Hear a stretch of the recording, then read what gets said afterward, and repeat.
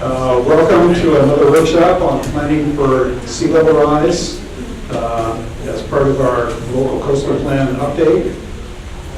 I'm John Keener, Mayor of Pacifica, and with us are council members Sue Bauerloss, she's Mayor Pro Tem, Mike O'Neill back there in the back, Deirdre Martin, I saw her somewhere, and I haven't seen Sue Degree yet, but I'm sure she'll turn up.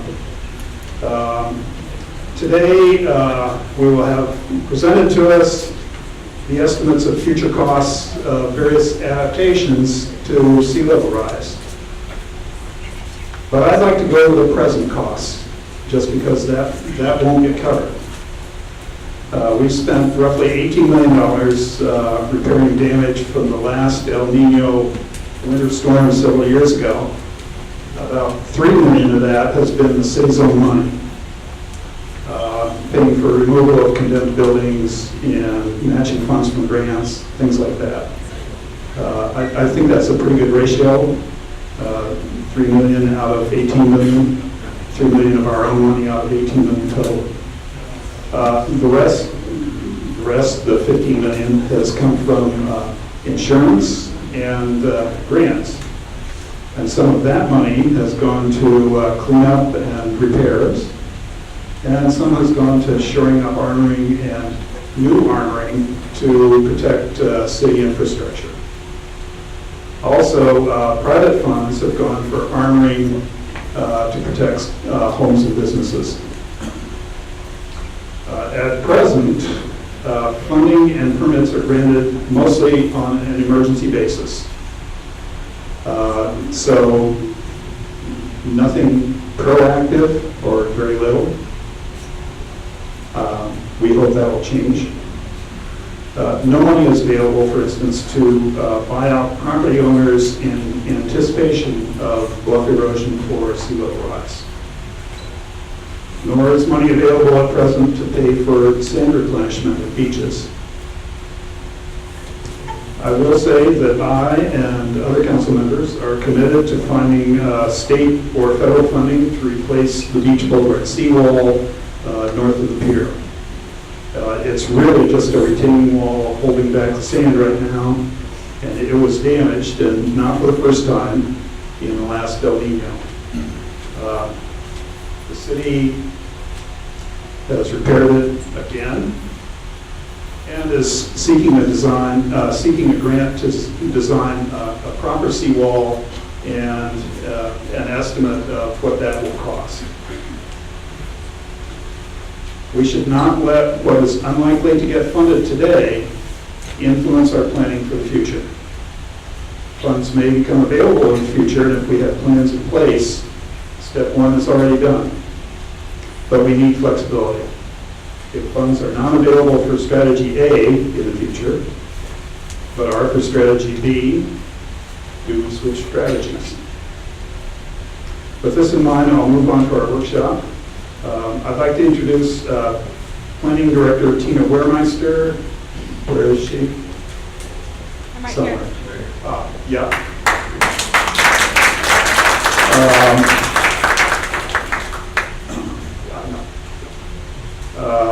Assistant Planner Bonnie O'Connor, who is the lead on this project, and she's back at the desk. Debbie Edelman is the moderator for today, but first we'll have some remarks from the city manager, Kevin Woodhouse.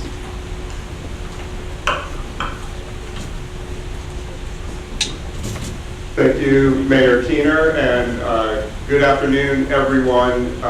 Director Wehrmeister had a good observation that in order to get sunshine in Pacifica around this time of year, we should hold more community meetings right in the middle of the day.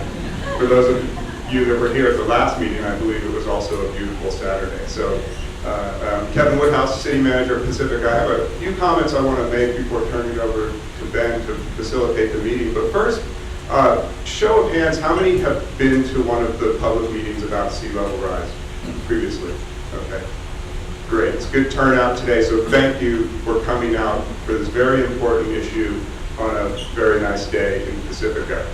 What I really wanted to just talk about up front for you to keep in mind as the presentation occurs and as you're considering what comments you would like to offer during public comment relates to managed retreat.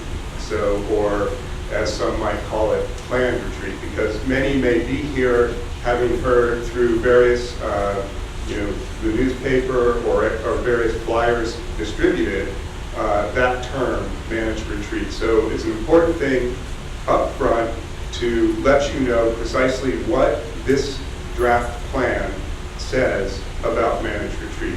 And I'm going to refer to a few pages from the plan. The first is that the City Council, in launching this study, has established a goal, a set of goals for the project. And one of those goals is to preserve existing neighborhoods. This is on page 7 of the draft plan. To preserve existing neighborhoods, and then there's a lot of detail in there. And consistent, this is a quote, consistent with the Coastal Act, the adaptation plan shall protect existing homes, businesses, and infrastructure in Pacifica. The second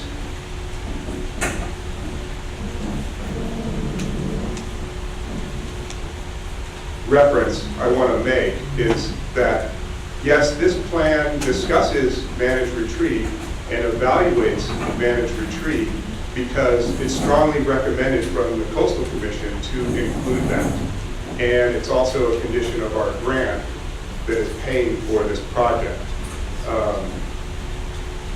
In the end, the Coastal Commission needs to consider and approve this plan. So that's much in the future when we get to that point. But to be very clear, managed retreat is not one of the top recommended alternatives for any of the neighborhoods that have existing businesses and homes that need to be protected.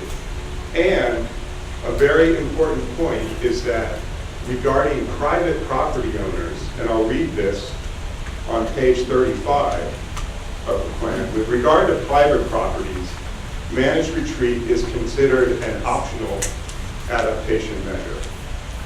A recent example of optional retreat was 528 Esplanade, where the property owner approached the city to voluntarily donate the land for public purpose. So this plan is not identifying homes that will be demolished and soil cleaned up, etc. This plan is saying that when it comes to private property interests, it's the volition of the property owner to decide how to manage their property. So the final thing that I want to mention, because it's important, is that this is an adaptation plan.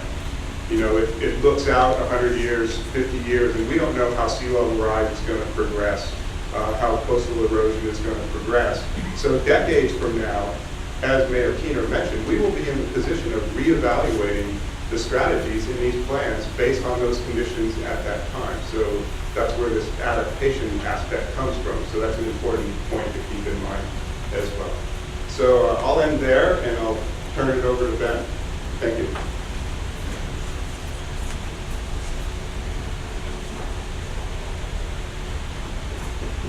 Hey Matt, can you help me with this please? So welcome everyone. Again, my name is Ben Gettleman. I work with Kearns and West. I'm going to be the facilitator for the workshop today. My job is to make sure that we keep the conversation on schedule, we keep it on topic, and that everyone in the room who'd like to make a comment has the opportunity to do that. So in part, I'm going to need your cooperation, keep the conversation on track, and kind of keep it moving. Thank you. What I'd like to do before we get into the agenda is I'd like to, we did make some introductions of city staff. I'd like to introduce you to the consultant staff who are in the room. So they're going to be providing information on the project. They're also going to be here to answer your questions. So let me make sure you know who they are.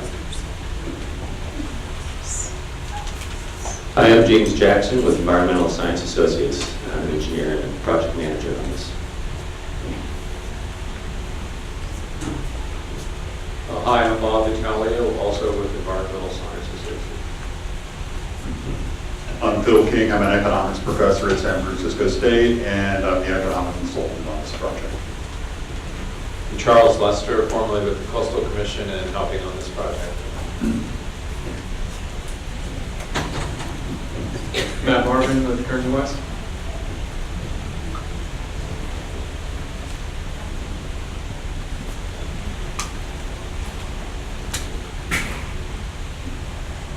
Okay, I'm going to walk through our meeting objectives and the agenda.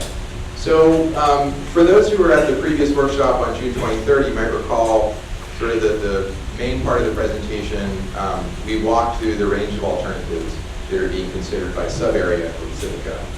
The new information that we have to share today is the cost-benefit analysis that is associated with those range of alternatives.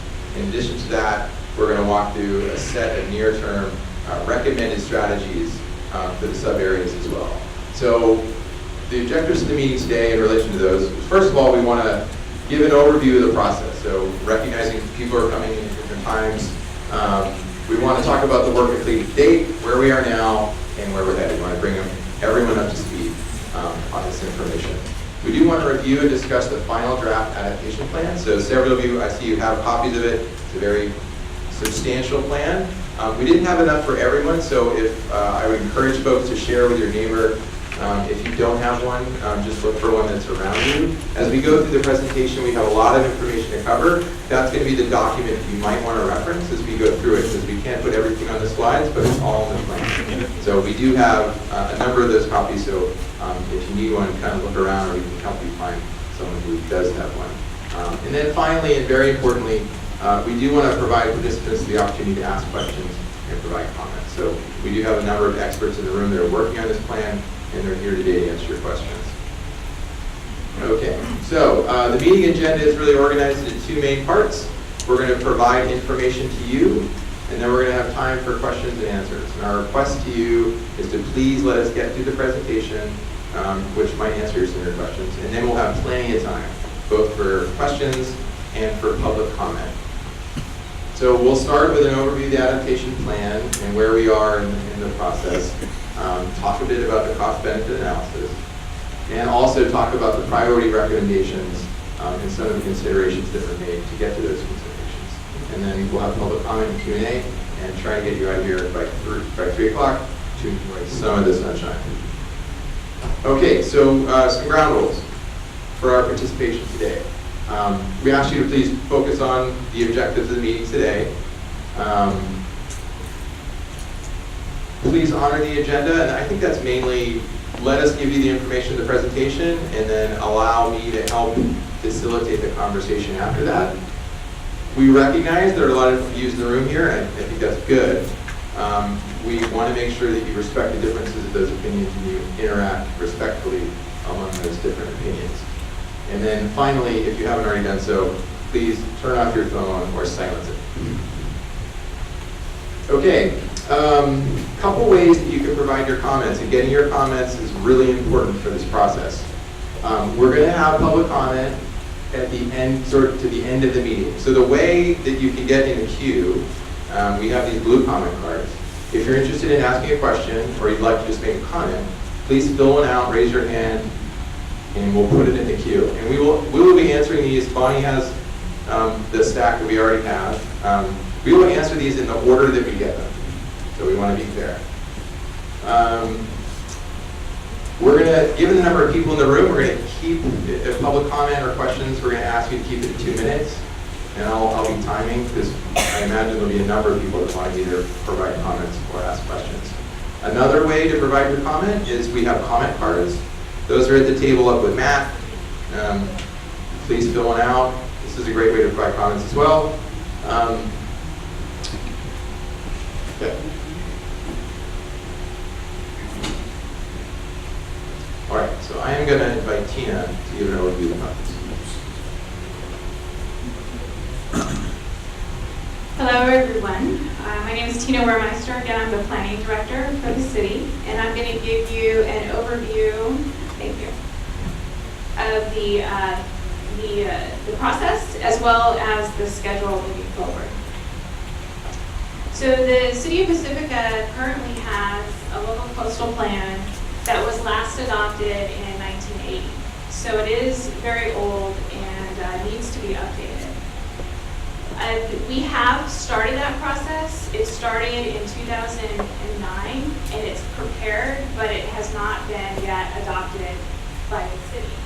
And I wanted to just tell you that a local coastal plan isn't just adaptation strategies. It covers a much broader range of topics in the coastal zone, including chapters on land use and environmental and scenic resources, just to name a few. So it isn't just adaptation, but the current draft does not consider adaptation, and that is now required. And so we need to update our draft, and that is the process that we are conducting currently.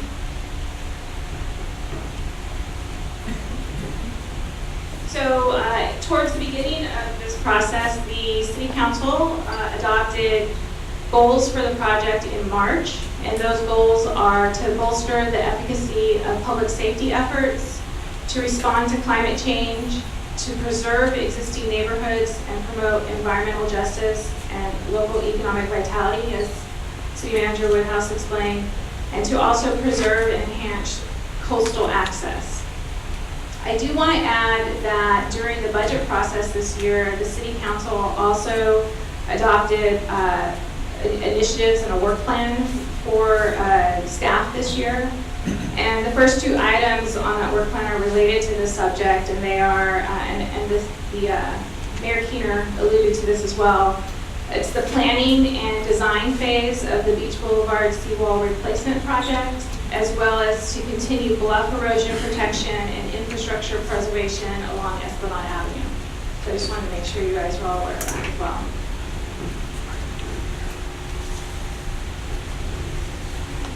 So this is the process that we're following. We are now in the process of finalizing adaptation measures and policy options. Previously, we have completed the 3 components that make up the vulnerability assessment, so identifying sea level rise projections, potential impacts, and assessing those risks. And then next step will be updating that local coastal plan policies. And I'll add that throughout this process, it's very important to engage the community as we're doing today. This is the 9th meeting that we held. There's going to be 3 more plans coming up, as well as public hearings in front of the Planning Commission and City Council. So there's still plenty of opportunity for the public to be involved. So here is the schedule. It's fairly detailed, but I wanted to put this up here because this is what's available to you on the back counter, that table. So make sure you pick up a copy of that. So this is the first half of the schedule is for approval of adaptation policies. So some of the key dates here are the end of this month, August 29th, is when comments are due on the current product that's out. It's draft adaptation plan. We'll be drafting LCP policies, and those will be released to the public early September on the 10th. And then you might want to note for your calendars that on September 15th, which is a Saturday, we're going to have another public workshop on the draft policies. And then you'll see later this year, November and December, there will be public hearings with Planning Commission and City Council for their review and approval of the draft policies. So here is the what I call the second half of the schedule, second half of your page. So you'll recall that I mentioned that the local coastal plan has several other components that are not adaptation. We are also in the process of updating our general plan concurrently, which is the blueprint for development and policies related to development, and that is for the entire city, not just the coastal zone. So after we get through approval of adaptation policies, we're going to reintroduce these draft documents to the entire community and go through a public engagement process and then adoption of the full documents later in 2019. So, and then I wanted to call to your attention that all of the documents that are available to you are also available on the city's website. If you actually just go to the city's main page, cityofpacifica.org, there's a button front and center that you can click and get to this page. So with that, I'll turn the presentation over to James.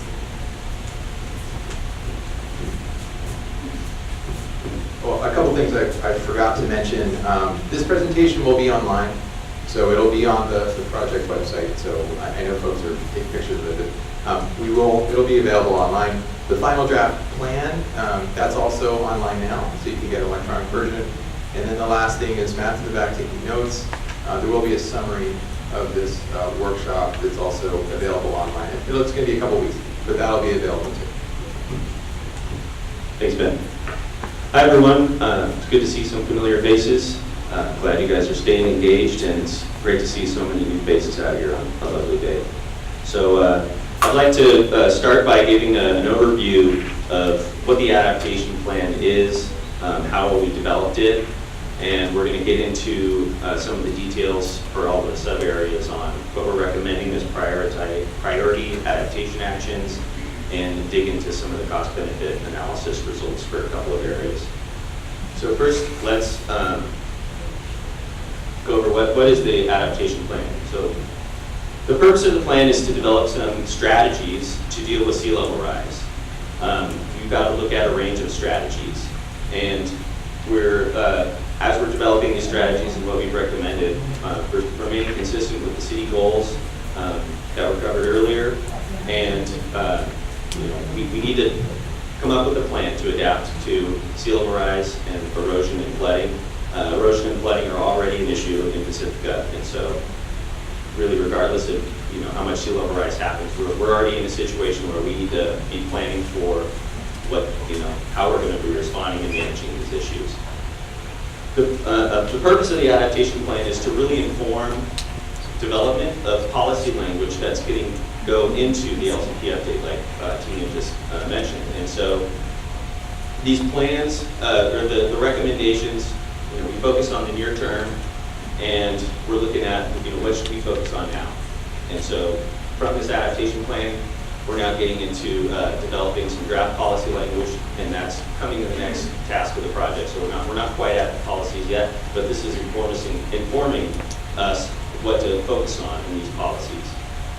Other factors that are influencing this adaptation plan, like I mentioned, existing conditions. We're already experiencing issues with erosion and flooding in a number of areas of Pacifica. We did a vulnerability assessment where we looked at existing and future erosion and flooding issues considering sea level rise and what impacts that those hazards might have on assets we have along the coast, property, businesses, infrastructure. And so we've done a detailed assessment. We've got copies on the table in the back, and it's available on the website if you're interested in looking at that. You haven't yet. Like I said, project goals adopted by the city are influencing what we're focusing on in the adaptation plan. The geomorphic setting along the coast, is it a tall bluff, is it a low floodable community? We're looking at different strategies that fit with the actual setting along the coast. And as we're going to get into some more detail, looking at the cost-benefit analysis results, looking at some alternative strategy themes for all the sub-areas. So how do we develop these adaptation alternatives? We had a public workshop back in June in which we dove into some more of the detail there, but thought we would go over this again for those of us that are new. So first, in order to determine what our adaptation alternatives should be to analyze, we came up with a list of adaptation measures, and those are like individual tools. Building armoring, nourishing the beach, implementing transfer of development credits. These are all individual measures that can be used to address sea level rise. And so we came up with a list of available measures based on state guidance and our experience, and evaluated this list of measures for suitability along the Pacifica coastline. There's a wide variation in the types of development, the actual conditions conditions on the back shore, and so not every measure is appropriate for a given area. So we looked at what does the measure do for us for sea level rise? Does it protect existing development where there's development? Does the measure align with the community values for that given area? And these community values are reflected in the goals of the city, as well as all the input that we received during all these meetings and through comments and other input on the work products that we've delivered so far. Is the measure compatible with the geographic or morphologic setting? Like I said, does it make sense to try to nourish a beach here? Do we need to look at flood protection? Different settings along the coast require different actions. Does the measure support and/or improve existing recreational and ecological functions? That's an important thing to consider as well. And so we looked through this list of measures, and all of this is explained in our adaptation plan, and came up with some sets of measures that serve as alternatives. So an alternative strategy is using one or more tools or one or more measures to adapt to sea level rise. So we came up with 3 alternatives and analyze those in terms of the cost and the benefit that they provide with dealing with sea level rise and flooding and erosion hazards. So we got into, in our last meeting, we dove into some more of the specifics in each sub-area and how these play out, but generally our adaptation alternatives can be categorized into 3 high-level themes. And so just a quick summary here. Alternative 1 that we're looking at is to protect in place. We're looking at maintaining our existing armoring, building new armoring as it's needed, where it doesn't exist now, and looking at improving our flood protection infrastructure in place. Alternative 2 is kind of an add-on to alternative 1. So alternative 2 is to protect and accommodate, and so we're still looking at maintaining our existing armoring and building new armor as we need, but we're also looking at adding beach nourishment for multiple benefits. It benefits the recreation, the ecology, and it also, beaches provide a natural buffer to the back shore. So if we have a wider beach that we can maintain, we can expect it to require less investment and maintenance of armoring protections that are on the back shore. Also, in alternative 2, we're still looking at improving flood protection with some alternatives to strictly protecting in place. So some accommodation measures, like allowing structures to be raised above flood hazard levels, etc. Alternative 3 is managed realignment and relocation, or managed retreat. And so the details of this is that we're looking at a managed removal of property and infrastructure as needed to avoid flooding and erosion hazards, as Kevin iterated on this at the beginning of this meeting. We are looking at this alternative because it's specified in our grant for the project, and it's an alternative that the Coastal Commission requires to be analyzed as part of these adaptation plans. And so since they're going to be approving this, this plan and the policies, we are required to analyze managed retreat as an alternative. Again, this is optional for property owners, and Pacifica is already experiencing some retreat in the northern part of Pacifica. We've had erosion problems and from past El Nino and ongoing erosion of the bluffs. And so not only is it important to just include in general in these analyses, but it's something that's already ongoing here in Pacifica, and it's been done on a more emergency basis. And so we need to best understand what it takes to fully implement a managed retreat strategy, just to best understand that alternative.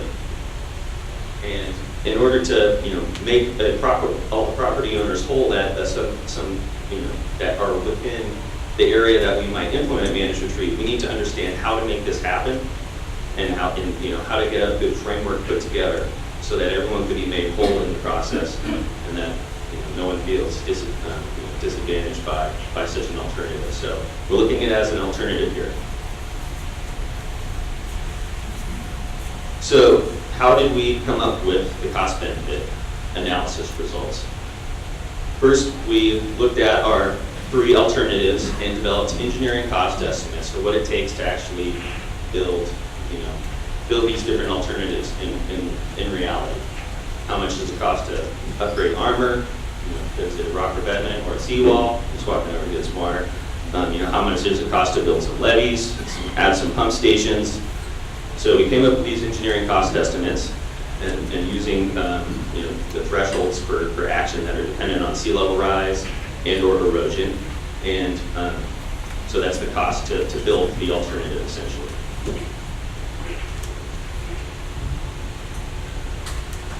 Next, we updated the flooding and erosion hazard zones to reflect what these adaptations would essentially do for us.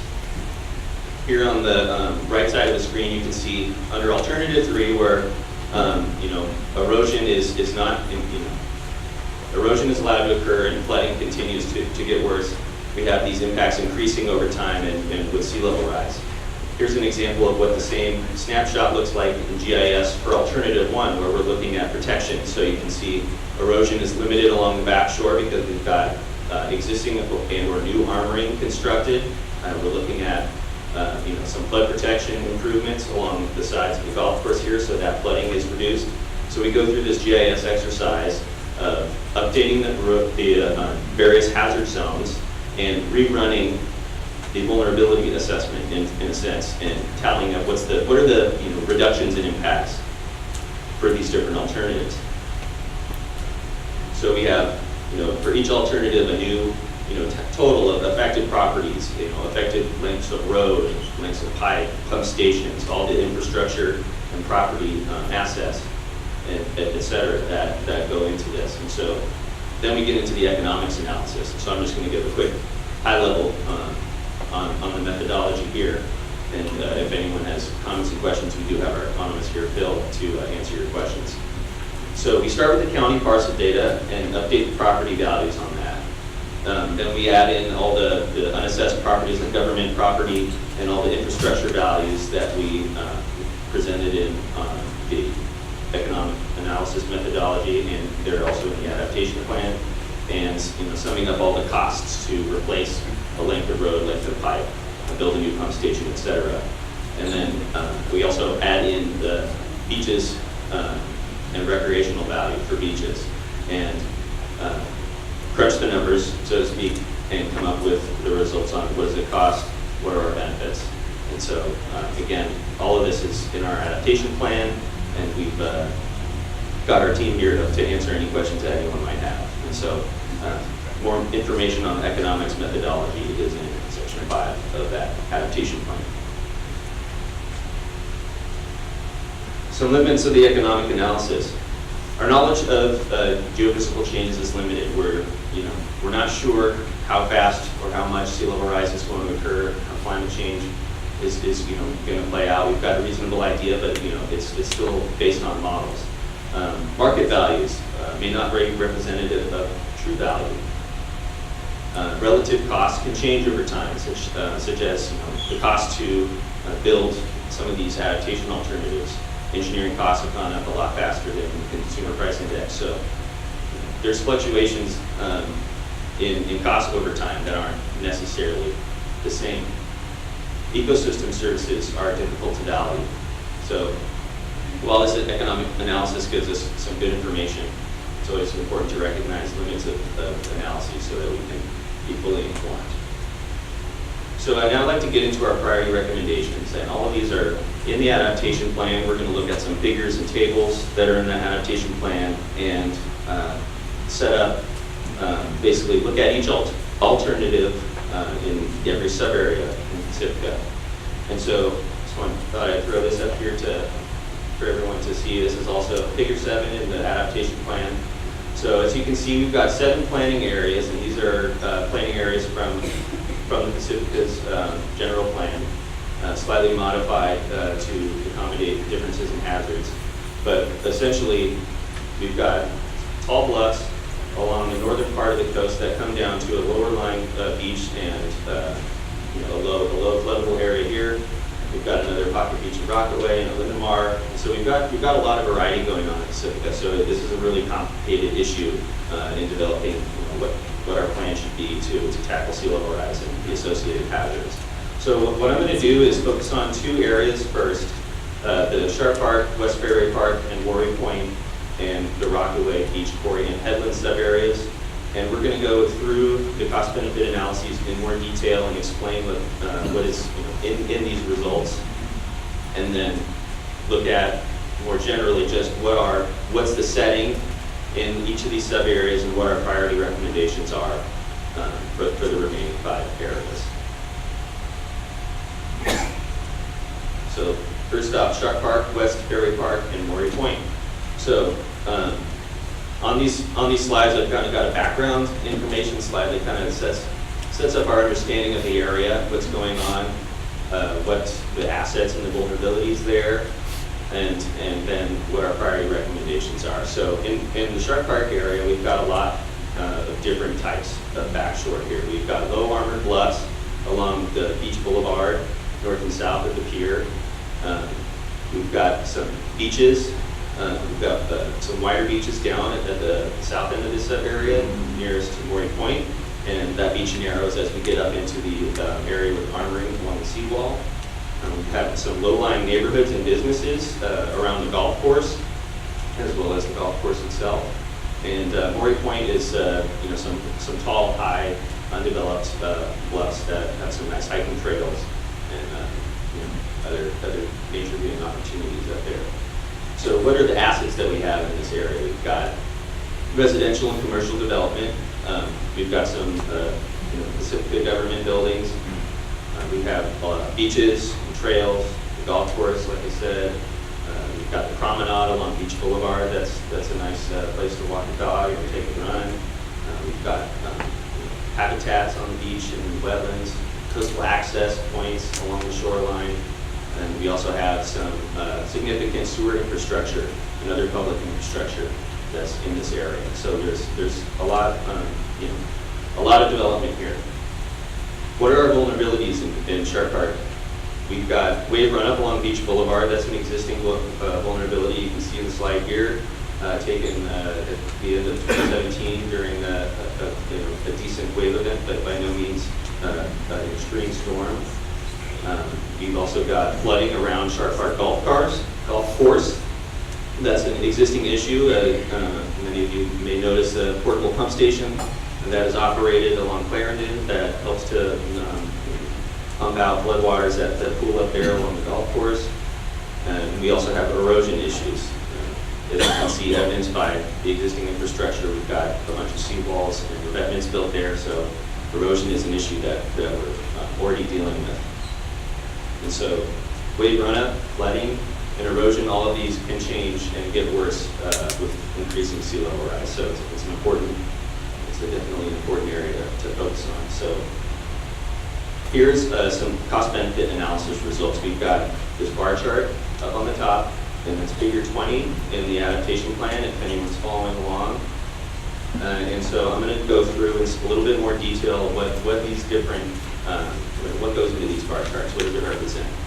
And so let's first look at alternative one. In general, blue in these bar charts accounts for engineering costs. So in alternative one, we're looking at building and maintaining and upgrading armoring as needed as part of the protection plan. It also includes adding some flood protection elements like some levee and small pump stations around the golf course to mitigate flooding there. In alternative two, we have all of these same the armoring costs, but we're also adding beach nourishment to maintain those beaches. So you can see that's adding some additional costs there, but with some added benefits. And so with alternative three, managed retreat, it's a managed alternative, so there are still some engineering costs associated with the deconstruction of assets that need to be removed, and that in the case that's done, realigning the road or realigning sewer infrastructure. So those kinds of costs are included in managed retreat as well. Then we have the impacts costs that are associated with each of these alternatives. And so there's orange for erosion, and that's based on lost property and lost infrastructure that's exposed to erosion under the managed retreat scenario. And flooding is calculated based on depth damage curves published by the U.S. Army Corps of Engineers, considering that 100-year probable coastal storm. And so we're looking at some flooding impacts We still have a little bit of flooding because that seawall is still low at Beach Boulevard, so there could still be some impacts in the future under alternative 1. As you can see in alternative 2, there's less yellow, so less flooding impacts. If we're able to maintain a wider beach, we can expect to have less wave runoff on that backshore because it provides an additional buffer. And then under alternative 3, there's still ongoing flooding exposure under the true sheet scenario.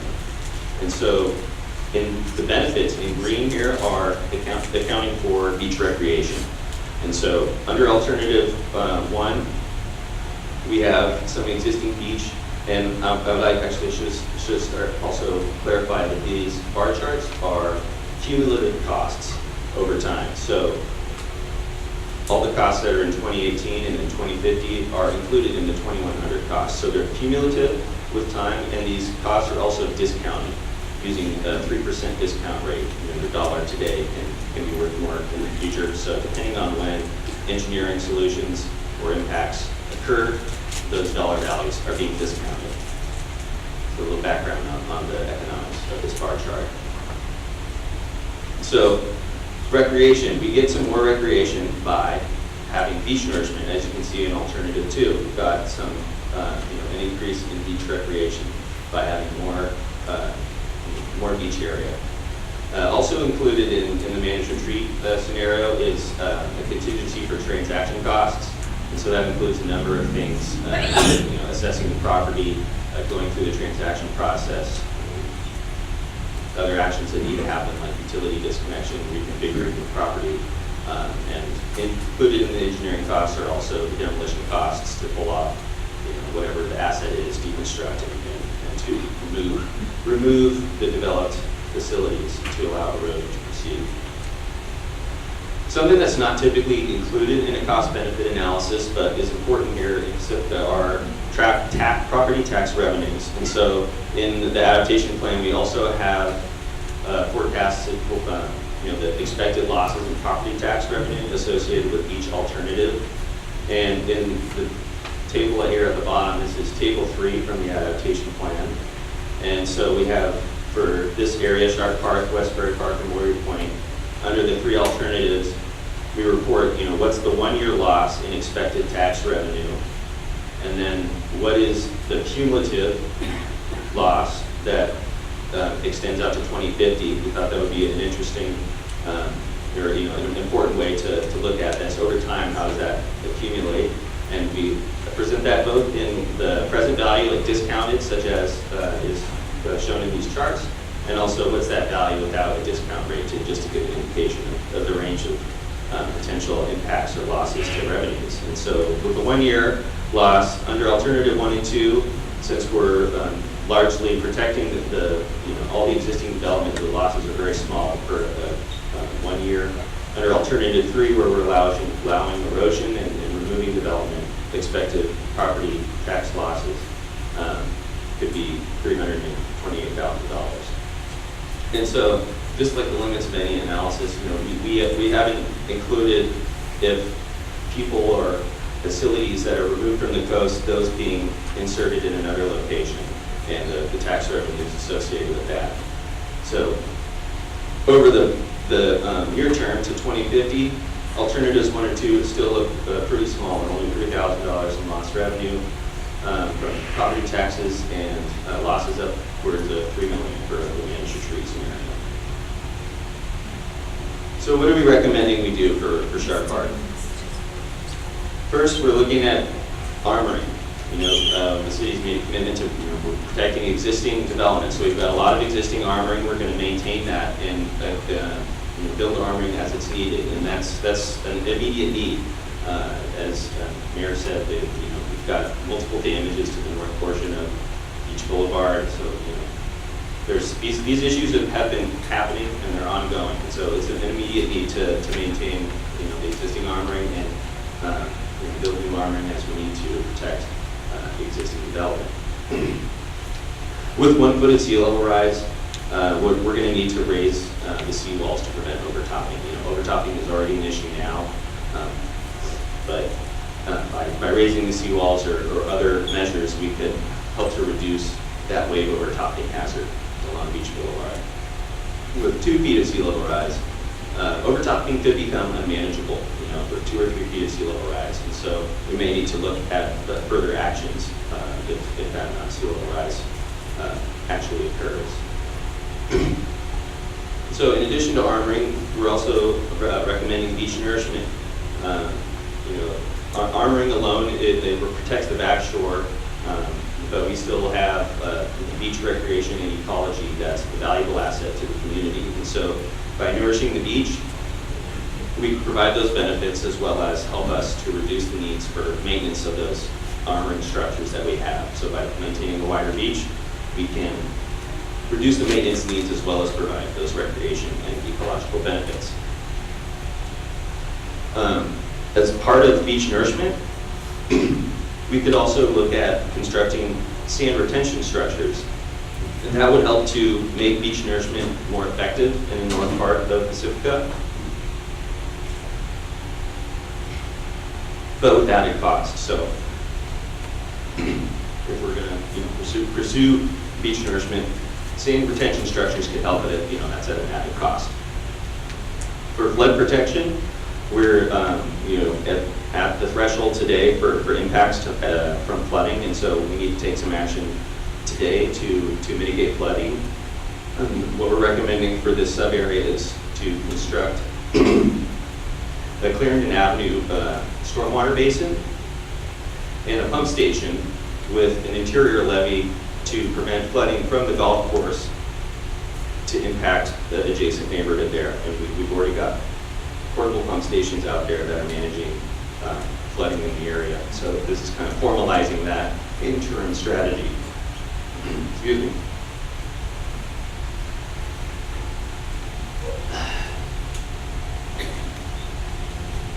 So with about 3 feet of sea level rise, we will also need to construct a similar facility on the south part of the golf course adjacent to West Fairway Park neighborhood. And so that would include the same features, a stormwater basin, a pump station, and interior levee to separate that neighborhood from the flooding that occurs in the golf course. And I'd like to clarify that the flooding, what we're talking about here for flood protection, we're assuming that the berm is going to be maintained and it's going to be armored, as San Francisco, their plan is to do that. And so that prevents, if it's maintained properly, that can prevent overtopping of the berm by properly maintaining that from the ocean, from the coastal source, from wave run-up and overtopping. But there remains the hazard of runoff flood-driven flooding in the area. There's a couple of creeks that come into that golf course, and so the flooding will continue to be an issue whether the berm is maintained or not. And so that's what we're looking at here. Not only would these flooding facilities function if there is a breach of the berm at all, but it's serving to protect those neighborhoods and businesses from river runoff driven flooding. In the mid to long term, and we have managed retreat as another alternative adaptation strategy. If we do not have the funding for the improvements that we make are not as effective, and we have a major amount of sea level rise, we need to keep our options open, and this adaptation plan is adaptable. So we're going to be looking at it in another 10 to 20 years and reevaluating what's going on, how much sea level rise are we happening, what are our impacts been, and reevaluate where we are and where we need to go to be the most effective in protecting our community. So next, another detailed example, Rockaway Beach, quarry, and headlands. This is a nice place. I've been surfing here a couple of times. The geomorphic setting here is, a couple of tall headland features, undeveloped. We've got some trails up there. The quarry the quarry bluffs and the bluffs to the south of the cove. We've also got the low armored bluffs in the cove, and there's a small area south of the development, as you can see in this bottom photograph, with some people enjoying the beach, where The back shore is actually unarmored. And so what are the assets in this area? We've got some commercial and hotel and residential development. We've got a significant pump station for the sewer infrastructure. We've got a nice beach. We've got hiking trails, coastal access.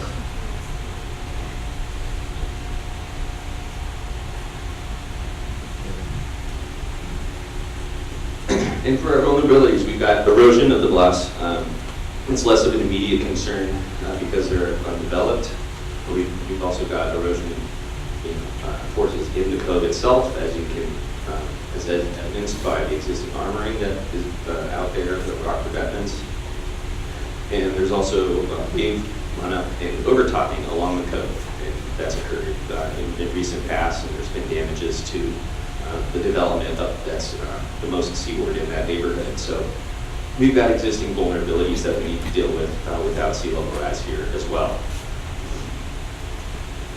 So let's dig into the cost-benefit results. Here we're in the same theme of alternatives. Alternative 1 again is to protect. Alternative 2 adds beach nourishment and some alternative accommodation strategies. And alternative 3 is retreat.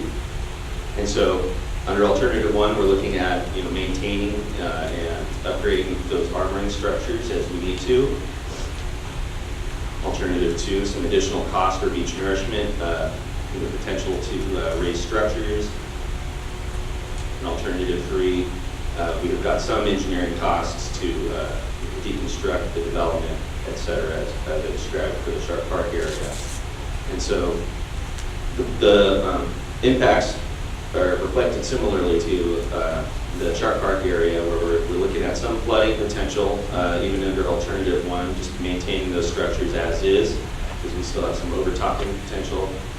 There's some erosion impacts to the unarmored portions of the sub-area, the headland properties, and the area along the south part of the cove.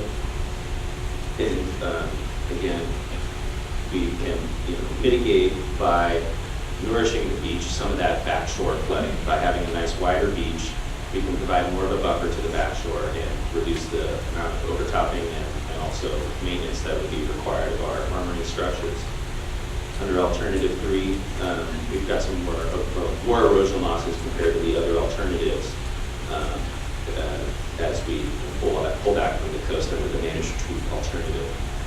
And as you can see in the results here, our recreational benefits are much more noticeable in alternative 2, and that's because the way that the Rockaway Cove is situated, it's a well-contained area, and we think it's actually the best candidate for testing beach nourishment in Pacifica. And so we'll talk about that in more detail. But here's again, and also with the managed retreat, we have our transactional cost allowance. So what, in addition to the cost-benefit analysis, we also have some tax revenue tables here, as well as from private property tax revenue, as well as sales tax and transient occupancy tax for the hotels.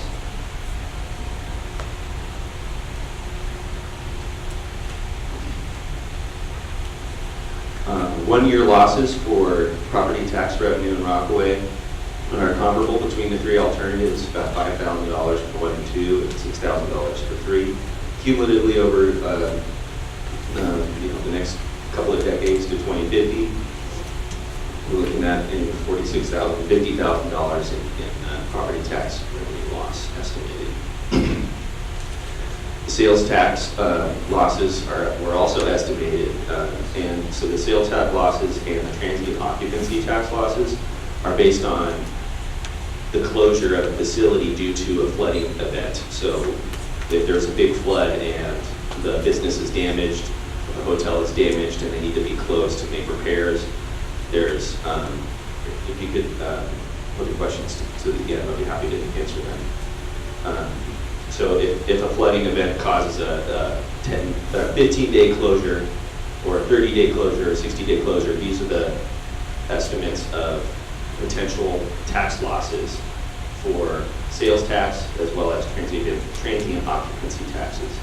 So all of these tables are in the adaptation plan, and in addition to not just these sub-areas, but the other 7 sub-areas that we're looking at. So what are we recommending for Rockaway? We're also looking at protection. Armoring, immediately, we need to be maintaining and upgrading our existing armoring structures along the north portion of the cove.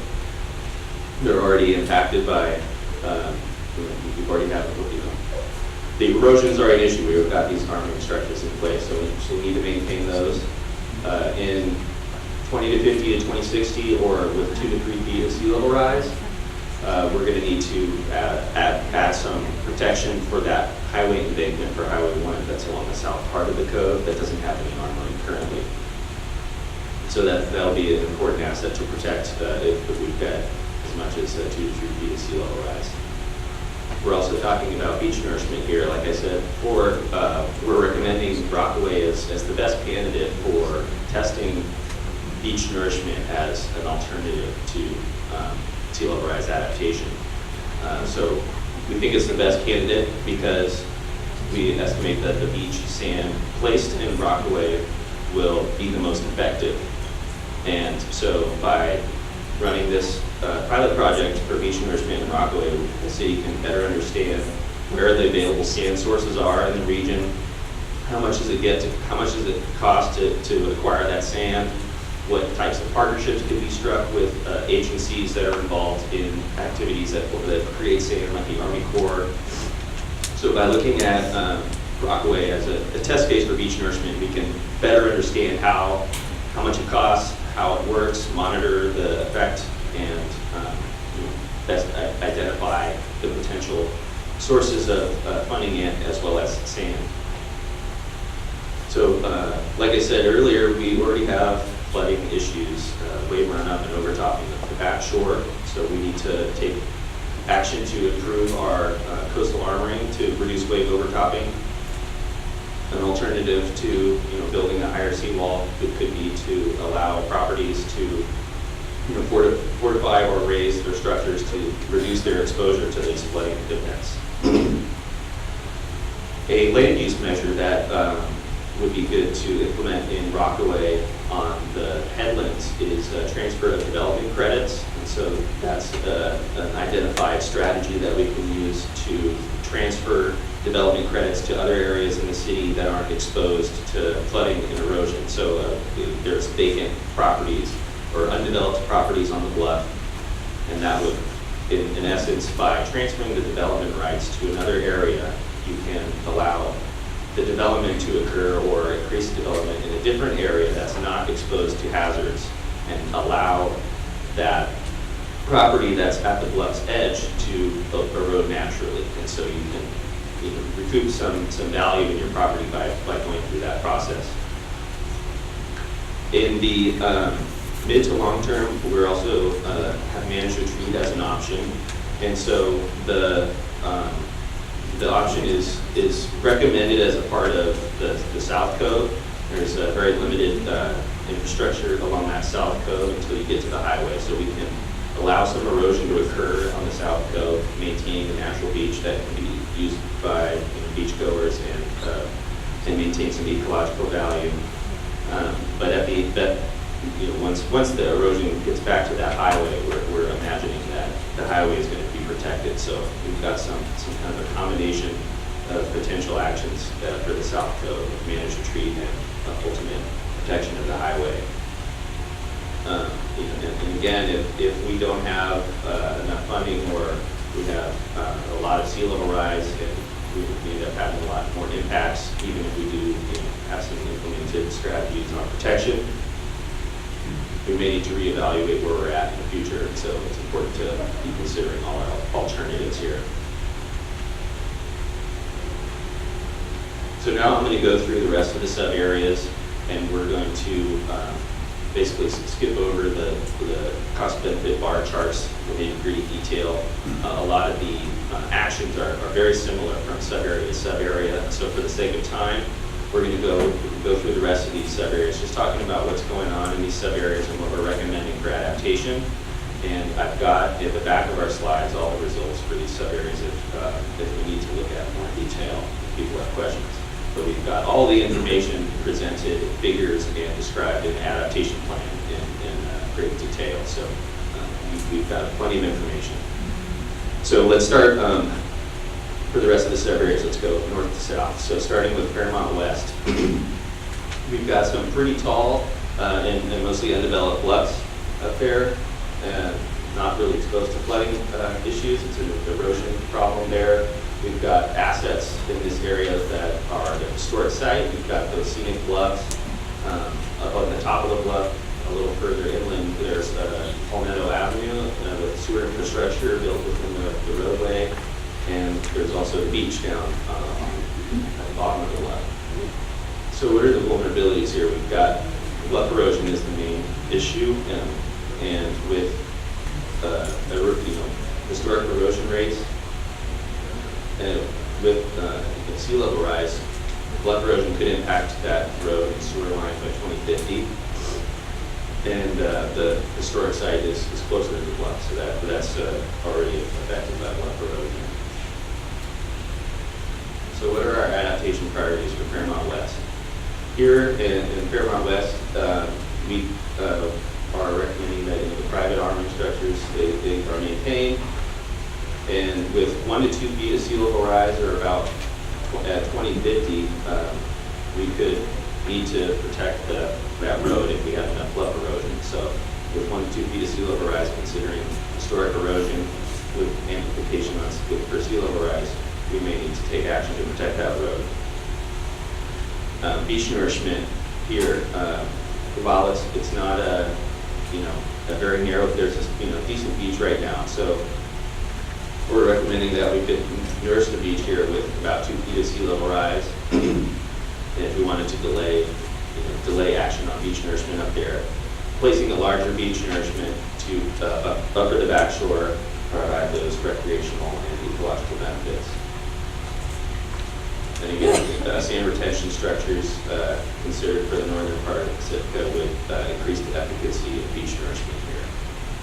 Similarly to Rockaway, we've got opportunities to implement transfer of development credits. We've got undeveloped parcels on the bluff top, and so we could implement that transfer of development credits to limit vulnerabilities by not building right on the top of the bluff there. And so an alternative to protecting that roadway would be to realign the Palmetto Avenue, and that could be needed if we don't have any beach nourishment or armoring with 2 to 4 feet of sea level rise.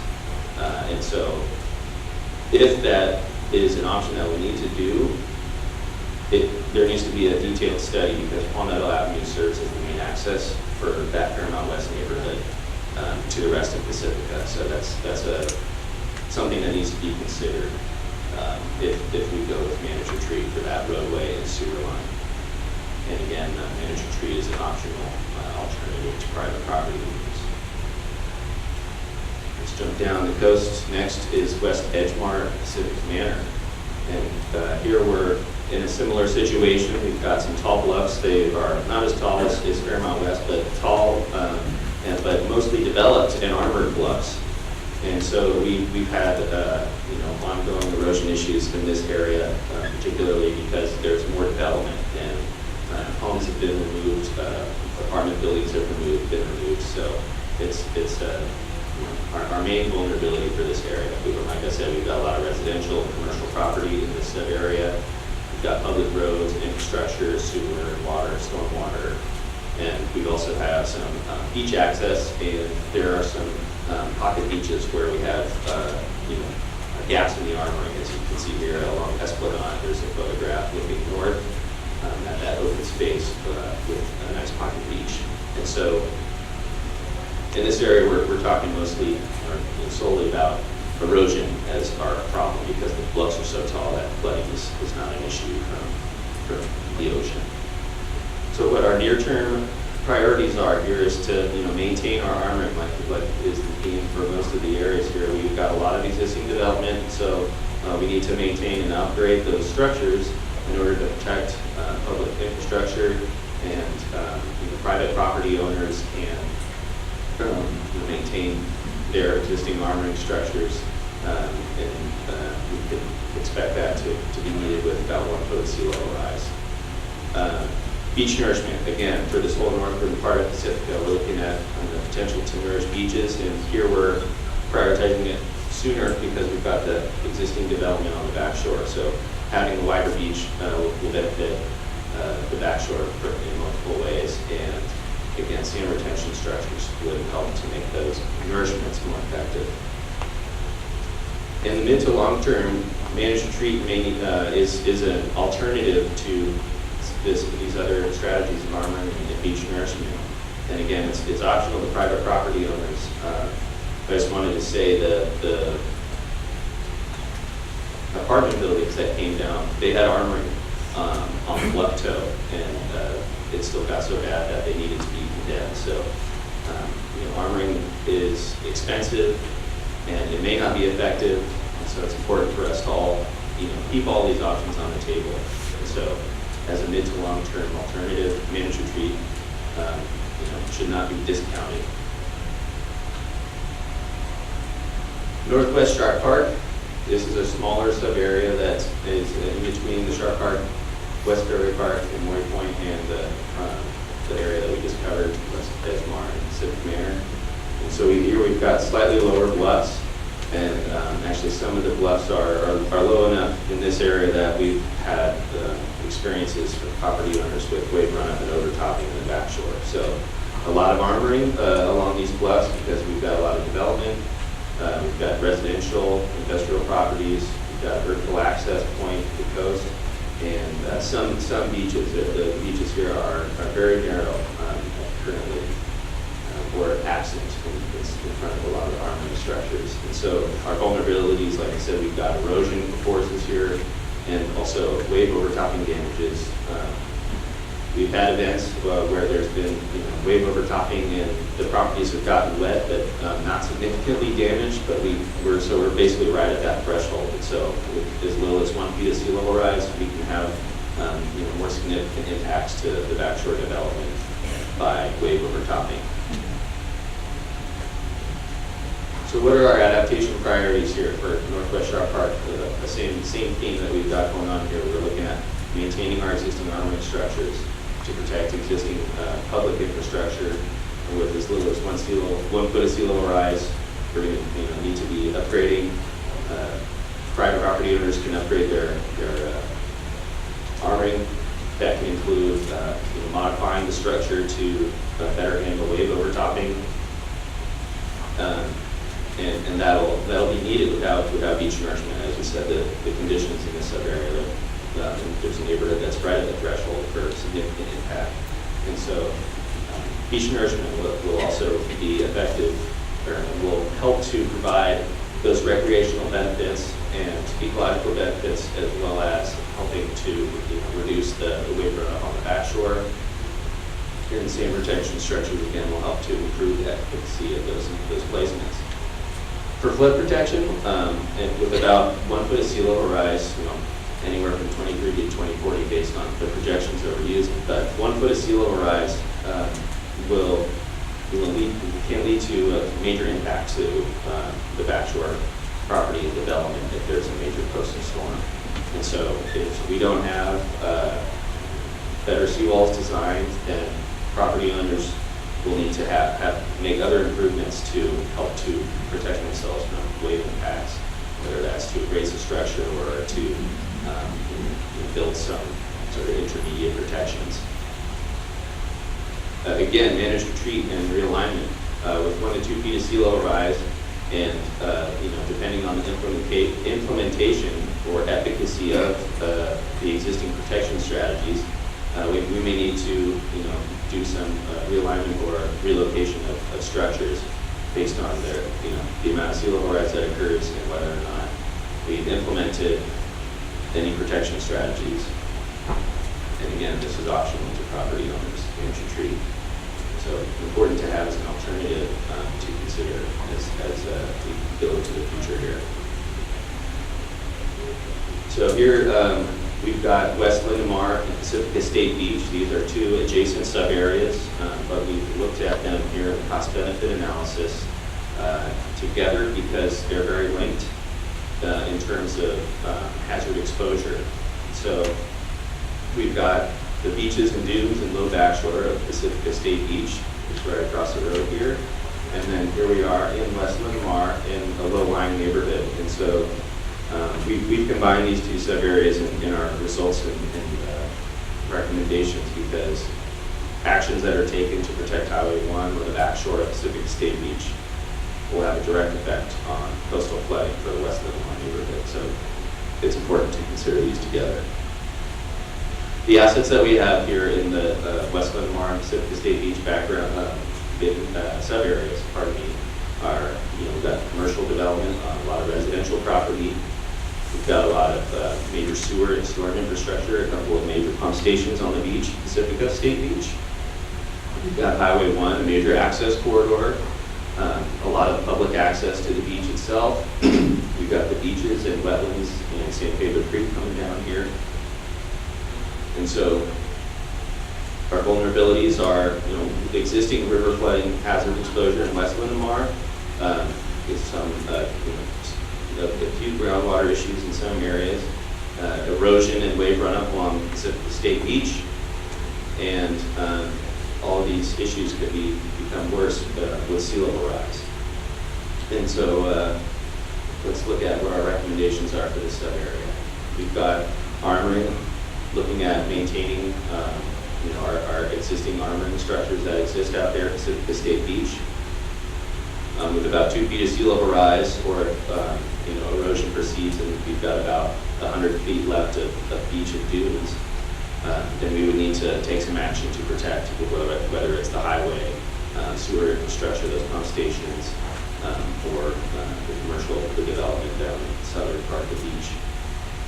And so we're looking at also protecting the Linamar parking lot, the parking lot that's next to that pump station and shower area.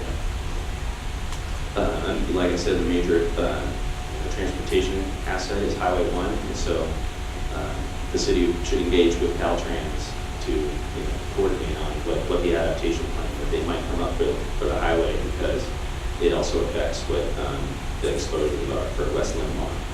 And so we recommend to engage with the Caltrans to develop some plans for the highway around 2050.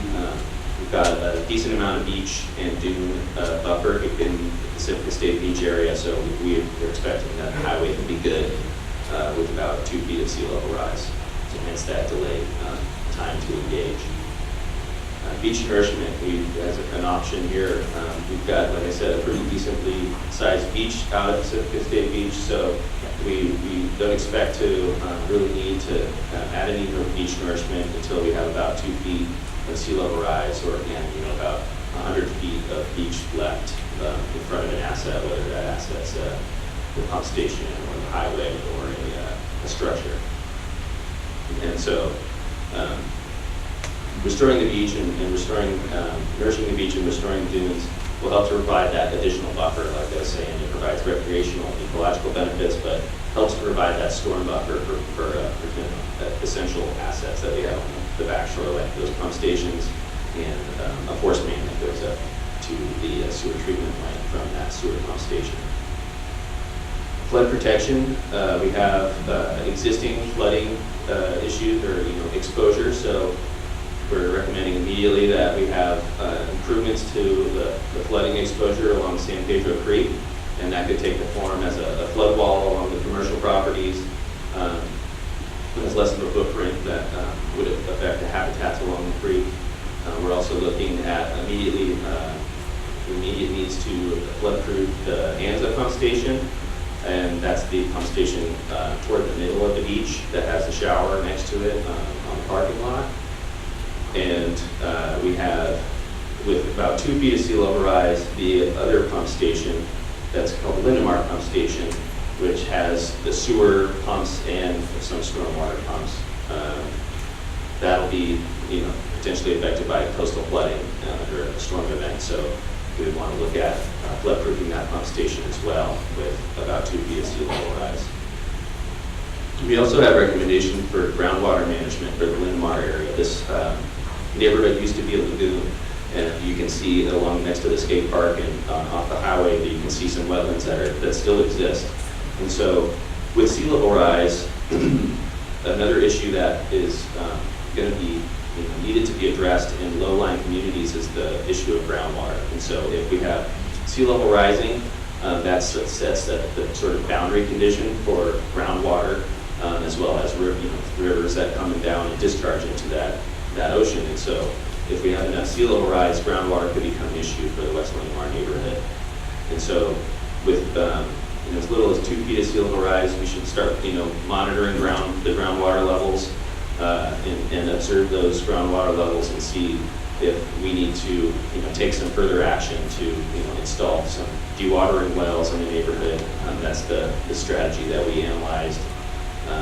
Another alternative to actually protecting, keeping the groundwater down is allowing the homes to float. It could be a new Venice type neighborhood. So we have a lot of options. And so, sort of cheeky, but it could happen. So groundwater management, that's an issue. Manage retreat in the mid to long term. If we don't have the ability to implement some of our protection strategies, we may need to relocate some facilities that are exposed to coastal erosion and flooding, including the development along the coast. And again, optional to property owners. Our last sub-area is Pedro Point and Shelter Cove, and so that extends from the river, St. Pedro Creek itself, to the south, and includes the remainder of that low-lying beach and the residential headlands of Pedro Point. So low beach, low backshore, along adjacent to Pacifica State Beach and the creek, and the tall, unarmored bluffs. Our assets in this sub-area are some residential and commercial development. We've got wetlands along the creek, some open space, trails further up into the Pedro Point headland, small area of beach here, as you can see in the top photograph, and we've got some public roads and other infrastructure as well. Our vulnerabilities in this sub-area are existing. We have wave-run hazards along the beach here. These homes, they're subject to potential impacts from a major coastal storm under today's sea level, and also some erosion exposure issues along the homes along the beach as well as along the headlands. The access road that goes out to Shelter Cove has been closed because of bluff erosion there. So it's an existing issue. Another vulnerability that we have potentially with sea level rise is flooding in the commercial area along San Pedro Creek. That parking lot serves some markets and surf shops, etc. And so that could be potentially impacted under flooding events from the creek, as well as a major storm with a decent amount of sea level rise. So what are we recommending here for Pedro Point and Shelter Cove? Armoring to maintain the existing armoring that we have for their existing properties. In 2050 to 2100, we could potentially see impacts to property on the bluffs of Pedro Point. But implementing a bluff co armoring could be complicated due to land ownership, and so we could, in order to facilitate this, implementing armoring here, we could develop a hazard mitigation program, and of course, would require property owners to voluntarily to provide action into that plan. Beach nourishment.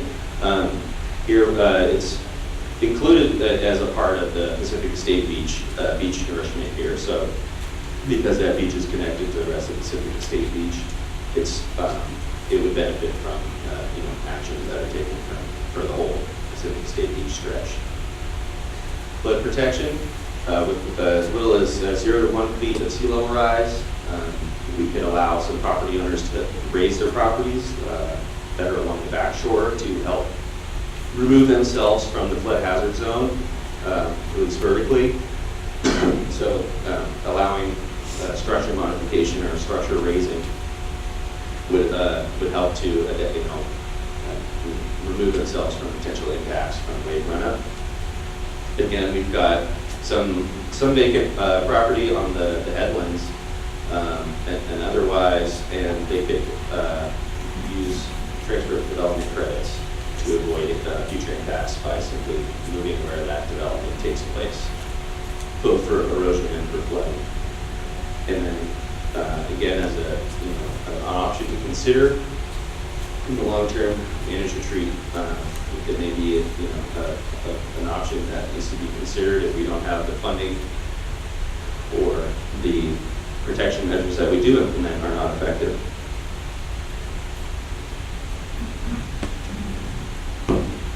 Again, optional to property owners. So that's the gist of our adaptation plan, our priority recommendations. Is to summarize, we're talking about protecting our existing neighborhoods, existing businesses, our development in Pacifica. We will start first by protecting what we've got. Beach nourishment could be used to help improve conditions for recreation and ecology, as well as to reduce the needs of backshore maintenance. We've got flooding adaptation that we need to consider for a lot of the low-lying areas in this State Beach, Pacifica State Beach, West Linamar, Sharp Park. We've got wave overtopping going up along Beach Boulevard and into the northwest Sharp Park area. And so, where do we go from here? We're looking at policy language now to start developing policy language that will help facilitate the implementation of these priority recommendations that we produced for the final adaptation plan. So today, we're going to get into a comment period, but you can also still submit comments on the final adaptation plan until August 29th. You can send an email to sea level rise at city.pacifica.california.us. That link is on the website. Or you can fill out a comment card today and we can talk about it. We're going to develop the policies to address sea level rise, and we plan to release a draft list of policies on September 10th. And the next workshop that we're going to be having is scheduled for September 15th in this location at the same time. I think it's going to be a really nice day. And we're going to be looking at what our first draft of those policies are. So at this point, I'm going to turn it back to Ben, and let's get into some more comments and questions. Thanks, Jim.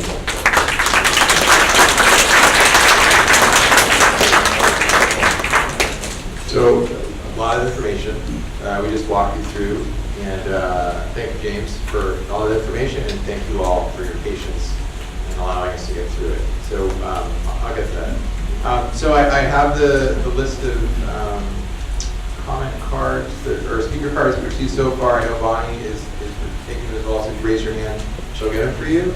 So I'm just going to go through the list in a queue. I'll come to you.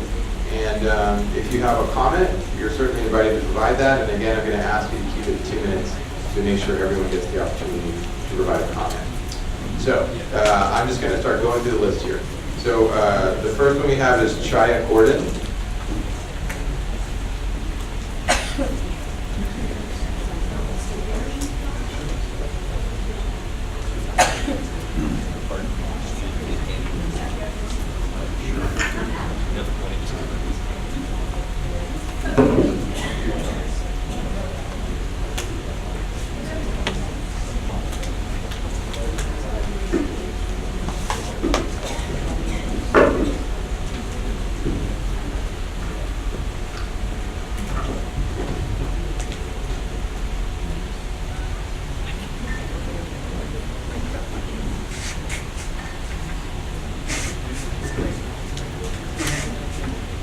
Hi, everyone. A couple of comments. I'd like to start off by saying that I think our goal here is to consider the common good for what's best for all of Pacifica. The city's goals for the local coastal plan use update and the adaptation planning as I've seen them expressed today, seem fair and reasonable to do that, to take into consideration all of Pacifica's long-term interests. And I think it's kind of hard for people to think about 20, 30, 40 years into the future and more. But that's what we have to do, and we have to try and think of it in terms of what we want Pacifica to look like for the people who are going to be here then. The California Coastal Commission strongly recommends managed retreat as an adaptation alternative for excellent reasons, and I totally agree with that. So I'd also like to add that there is no place for a disinformation campaign based on special interests. We're all in this together. And I'd like to thank the city staff for very diplomatically correcting the disinformation put out by Samcar. It was nothing but fear-mongering, and it has no place in the planning that Pacifica needs to do. Managed retreat must be in our plan. Armoring is a temporary fix. It's not a question of will it fail. It's merely a question of when will it fail. Excuse me, please do not yell obscenities at me while I am speaking. Okay, so before we get into this too much further, sir, we have to let people talk, and we can't have that language in the room. It has to be a respectful conversation. Okay, thank you. I think I was saying armoring is going to fail. There is no question about that. It's a question of when. And again, I think it's hard. We have a lot of different interests. I don't want to see anybody lose their house. We have to consider what sea level rise in the ocean is going to do and figure out what is best for Pacifica as a whole. So we have to start working now on our alternatives to deal with the sewers, the beaches, and all the city-owned assets and infrastructure to preserve them, because that's why most of us moved here, because of the coast. It's past time to stop armoring the Sharp Park Golf Course berm. It's time to protect the beach there. So I'd just like to suggest that it's past time to change the odd, unworkable situation that we have with the city of San Francisco that owns the golf course. And I'd like to suggest that as a strategy. Okay. So we know that funding is a huge concern, and we can't afford to have the city pick up for the demolition that happened last year on Esplanade in the future. We won't make it as a city. So we need good land use planning in the future, and we don't want any future construction that will be in jeopardy of sea level rise, because the city will wind up picking up the tab for that. We can't stop sea level rise, but we can make good decisions now for the common good of all of Pacifica. Thank you.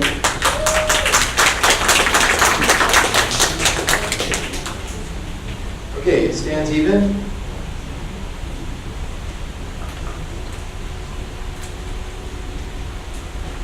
If you'd like to come up, you can. You do not have to. Okay, let's go back to your seat.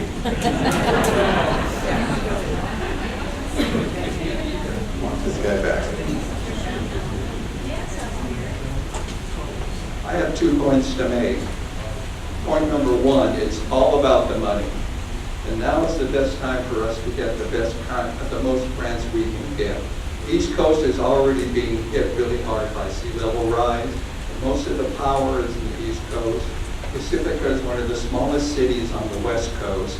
And right in our own area, the Bay has way more people and way more money than we do. So we'll be the end of a trickle-down system.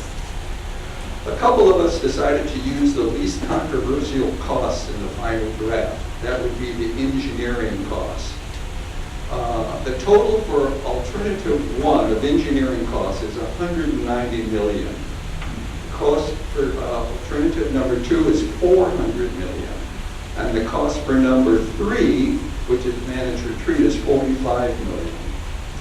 Armoring fails, always.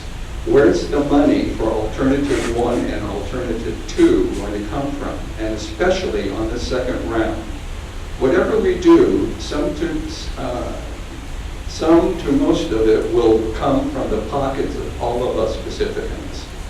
Therefore, point number 2, the LCP must do what's best for all Pacificans in a fair and fiscally sound way. No managed retreat equals much higher costs. Simply put, it offers more options, including planning. Samcar, in their selfish quest for profits, has attempted to mislead the coastal zone homeowners. Samcar prefers uncontrolled development in the coastal zone. Is that really best for Pacifica? Planning and even possibly beginning construction for at least at-risk wastewater and infrastructure projects should be a necessary priority of Pacifica. Whenever this happens, to have a plan in place to protect our sewer systems benefits all of Pacifica and could avoid a nasty future emergency. This will help reduce the cost of the inevitable bond all of Pacifica will pay. And I just want to say, there are places where armoring would be appropriate, beach nourishment would be appropriate, but if we try to stick to alternatives 1 and alternatives 2, we'll be broke and nobody else is going to be happy. Thank you. Thanks, Dan. Next is Hal Boner. Hal is not here.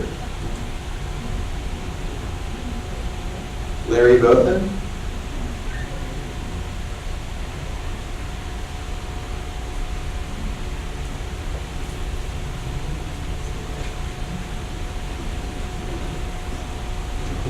I would like to take this chance to just pose a few questions rather than stating the platform here. But on page 75 of the LCP, you state that alternative 3 for managed retreat provides them the highest net benefits, primarily because of the engineering costs associated with armoring and armoring with nourishment significantly exceed the benefits in terms of lowering property vulnerability. But in Appendix C's Sharp Park, okay, you hear me better now? But in Appendix C's Sharp Park overview notes, you state the benefits column should be amended to include the avoided costs of lost property and other consequences of loss of shoreline protection under managed retreat. If those avoided costs are included, the engineering costs of armoring under option 1 are the same as the benefits. In other words, it's a wash. Another thing, I'll just stick to this one here. According to Table 1, at the beginning of the LCP, you estimate a 17% chance of a 1-foot rise in sea level by 2050 and a 0.5% chance of a 2-foot rise by 2050. Yet all these scenarios you're addressing here are based on a 2 to 3 foot rise at 2050. So I'm trying to understand which one is operative here, which one is real. Okay. James or others, there's a microphone on the stand on the bar over there. Maybe you could give a response.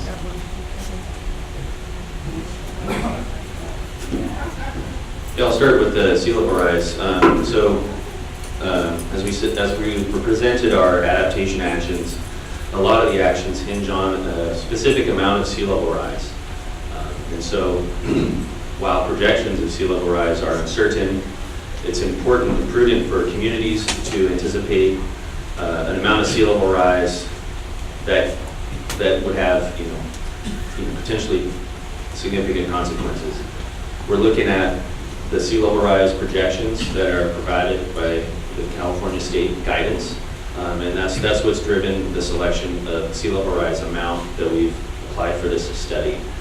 It would not be responsible or effective to develop a sea level rise plan in which we assume zero sea level rise will occur, and so to kind of leverage that gap with the potential small likelihood that we have a lot of sea level rise to the fact that we have issues now, we've got our adaptation actions hinge on observable sea level rise amount. And so if we don't have 6 feet of sea level rise, we don't have 3 feet of sea level rise, some of these adaptation actions will not need to happen, but we need to plan for that potential amount of sea level rise because it's the right thing to do. In engineering, we don't plan for what's the most likely to happen.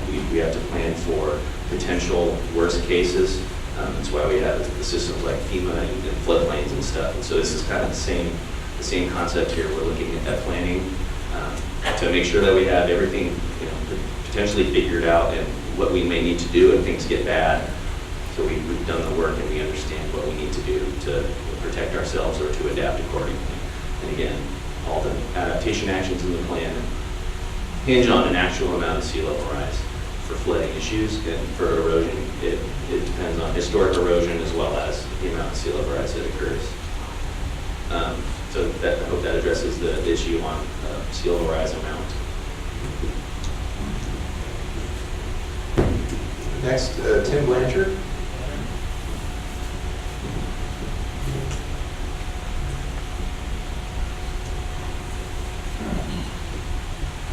Okay, hello, my name is Tim Blanchard.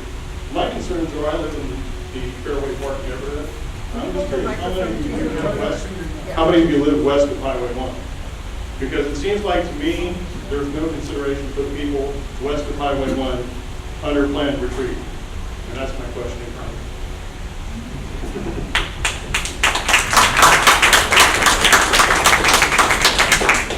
Okay, Carlos Davidson. Carlos here. Sorry.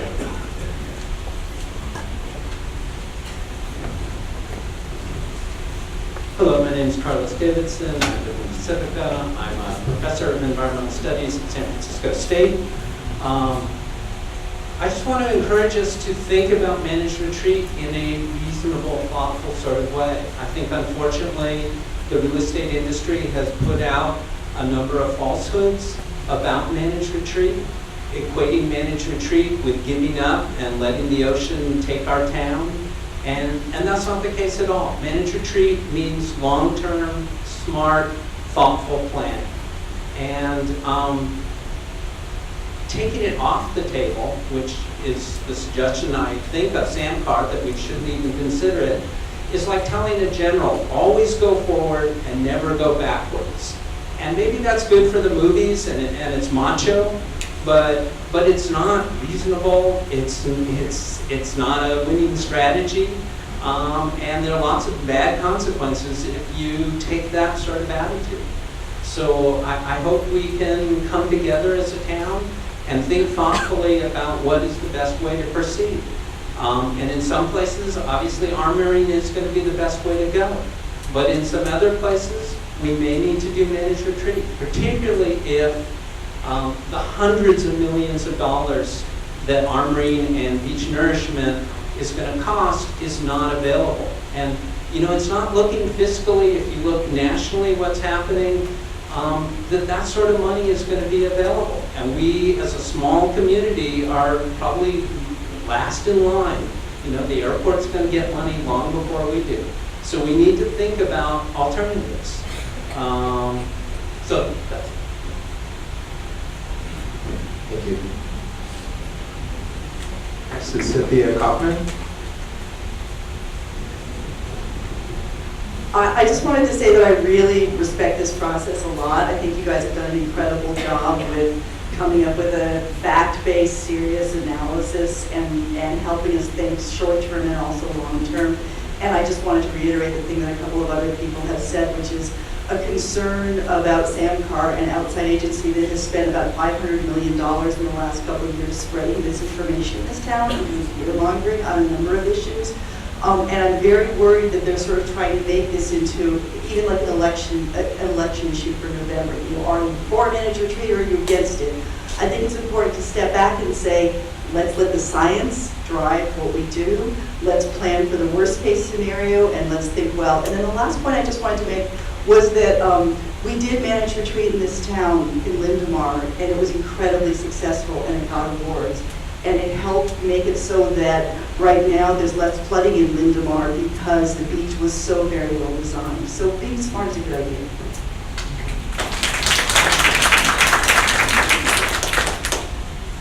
Okay, next is Celeste Langiel. Celeste? Coming up?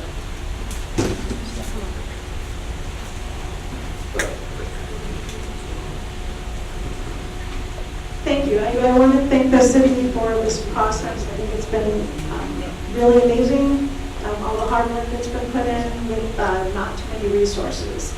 So I want to say I realize that this is a very emotional issue, and nobody who is saying we need all the alternatives is saying, let's not protect people. We need to, first of all, replace the Beach Boulevard seawall. That's extremely important for everyone in the city. It's a resource for everyone, and including homes and the beach and the pier. But the city's inability to be able to repair the $5 million beach wall is just an indicator that the hundreds of millions of dollars that are needed to for all the alternatives is just not going to happen. And so we want to think we can do all the great things for our city that we can, but we really just need all alternatives. We need managed retreat, and as Cynthia said, we've already had a managed retreat project at Lindenbar. There were 2 homes on the beach back in 2000 that were affected by storms. So the city at that point was able to purchase those homes and have more beach for the public. And we've all seen what an asset that Pacifica State Beach is. But I just think that we need careful planning, fiscally responsible planning to be able to just consider a managed retreat as an option. Nobody's saying that's the only option. There's been recent articles in the Washington Post, the incredible amount of money it costs for beach nourishment. They quoted $55 million over 10 years for Malibu. So what is Malibu doing? What are other cities doing? They're taxing their citizens. So we need to think of the good of all our community. If we're going to tax the entire community, it would be many thousands of dollars a year to be able to provide all these alternatives. So let's keep our options open and consider managed retreat. It's the right thing to do for all our community, and including our beaches, because it isn't just these saying like, oh, Lake Tahoe, that's just for people who live there. Well, we all go and enjoy Lake Tahoe. People from all over the Bay Area come to Pacifica to enjoy our beaches, and we need to plan for our ecosystem and our beaches as well.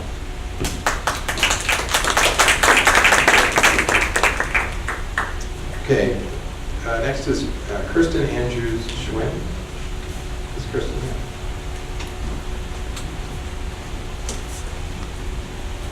I'm a resident here in Pacifica, and climate change is just such a hard issue. It's a really emotional issue. It's an expensive issue, and communities all over the world are having this conversation because communities all over the world are being impacted by climate change in the various ways it manifests. And it's going to be expensive for everybody. As a Pacifica homeowner, I am willing to throw down on my taxes because I know I'm going to have to. I know we're all going to have to, but I also think we need to be really smart in how we spend our money. We need all the options on the table. We need all the most cost-effective options on the table because it's going to be expensive. But we have to protect our beaches. We have to protect our sewer systems. And we have to prioritize the things that are most important for everyone around the community. And it's a sad issue. It's sad when it affects people personally, and I feel really sad about it. We have to be realistic about how we spend our resources and where those resources are coming from, and coming together as a community to do what's best for the community. Thanks. Okay, Robin Bernils, I think I saw you back there.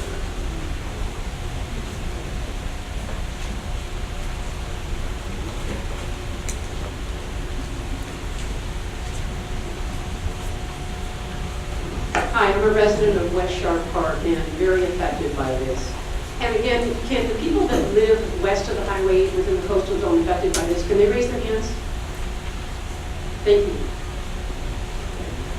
The adaptation plans analysis is obviously incomplete and obviously incorrect in several areas. And Pacifica should not be making decisions based on such a flawed analysis. So I'm asking the planning department and the city of Pacifica to get better and more complete and more reliable information before they make decisions about seawalls, which protect our neighborhoods, including my own neighborhood. Here are a few of the problems that I see. Businesses. At page 85, the report says that it has not analyzed key business considerations, the loss of businesses in the neighborhoods west of the Coast Highway. loss of tax revenues from those businesses. Also, obviously, loss of jobs to people employed in those businesses, along with these potential costs of managed retreat, must be analyzed. Taxes. The plan draft at page 85 gives a quick analysis of property tax and other TAMP impacts through 2050, but not for the 2100 timeframe. The cost of the Coast Highway. At the Coastal Commission hearing, which I attended in November of 2017, Central Coast District Director Dan Carl testified that if Sharp Park levee were removed, there would be a 100% chance of flooding in the neighborhoods, and the whole can of worms for the Coast Highway would open up. I don't see any discussion in the adaptation plan of effects of the Coast Highway, of effects on the Coast Highway of managed retreat. Low cost and multifamily housing. This is inadequately analyzed in the report. My West Sharp Park neighborhood has older single-family housing and apartment buildings. This is the most reasonably priced housing in Pacifica. Hard to say, but it is. And yet the draft plan's Appendix C, the adaptation overview sheet for my neighborhood, says that there is only one single building in my neighborhood with affordable housing. This is obviously wrong and needs to be corrected. Either ESA's data housing are wrong, data is wrong, or its definitions of affordable are goofy. But whatever the problem is, it must be corrected because it's obviously wrong. Trails are lots, I'm sorry.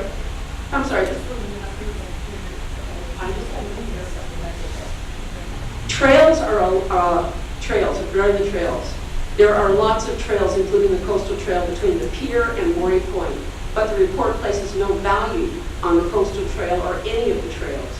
Beaches in West Sharp Park have an undertow and history of drownings. They are posted as dangerous. Most people stay off the sand and keep to the trail on the top of the levee, the seawall and levee. Red-legged frogs in the San Francisco garter snake. The report places no value on Sharp Park, wetlands, or the California's red-legged frog and San Francisco garter snake habitat in those wetlands. The Coastal Commission in November of 2017 granted a permit to San Francisco for the Sharp Park levee and required San Francisco to maintain the levee and its armoring to protect the endangered species, the golf course, and the neighborhood. If goals of this process, in light of environmental justice, is to protect our neighborhoods, and managed retreat is included in this document, the long-term consequences to property owners, businesses, and the city as a whole of managed retreat need to be spelled out clearer and more detailed than this adaptation plan currently provides. Thank you.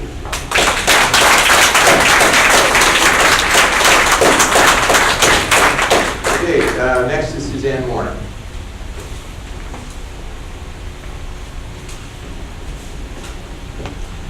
Hi, Suzanne Moore. It has taken decades for climate change to impact our coast. Prospects of sea level rise are truly scary.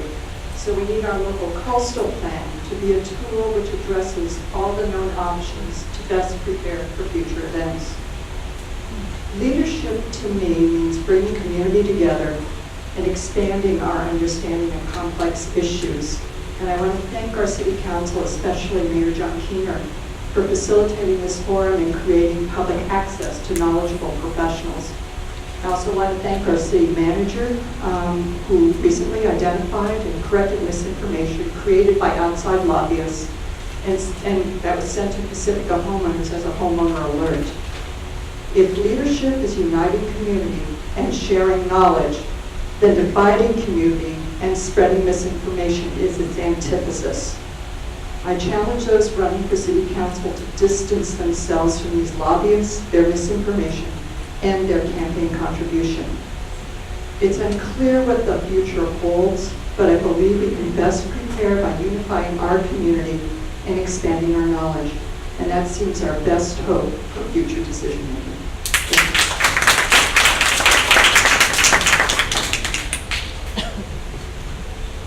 Okay, and next is Bridget Duffy.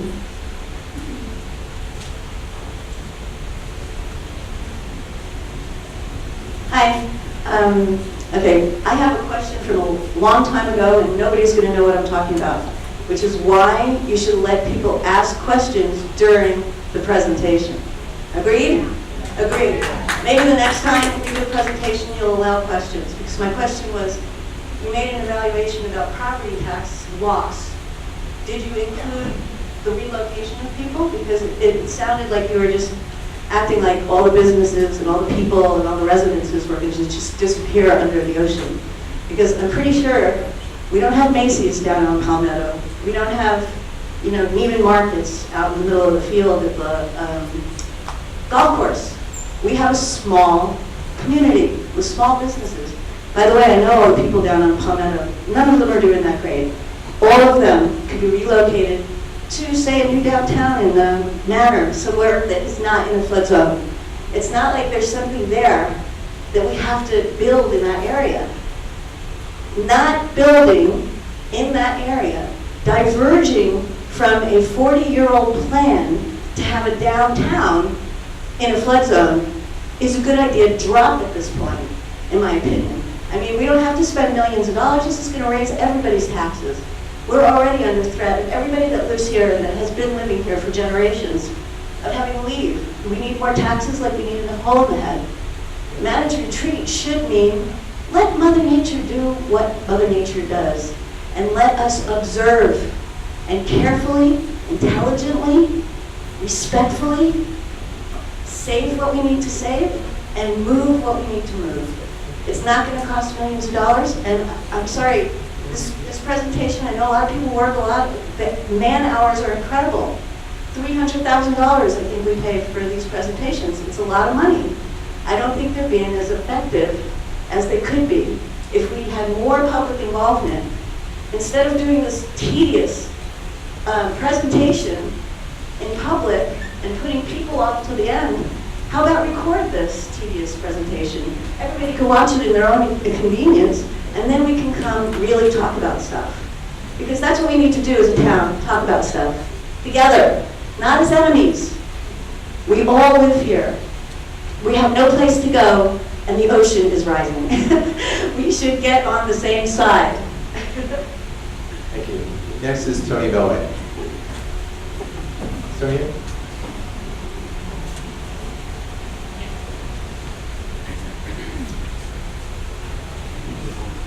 Thank you. I'm going to restrict my comments to Shark Park Golf Course Appendix G. And while I think that I read the entire document, and I think it was really well thought out and looked at a lot of things, I'm going to restrict my comments to this. I believe that the Appendix G is kind of gives misstatements about Shark Park. I'm going to go down the line. First, bullet point 3 says, despite mitigation, it's likely the ecological value of lagoons, a lot of wetland area has been significantly degraded due to golf. That's a false statement. That came pretty much verbatim from the lawsuit from Wild Equity and Center for Biological Diversity that tried to shut the golf course down.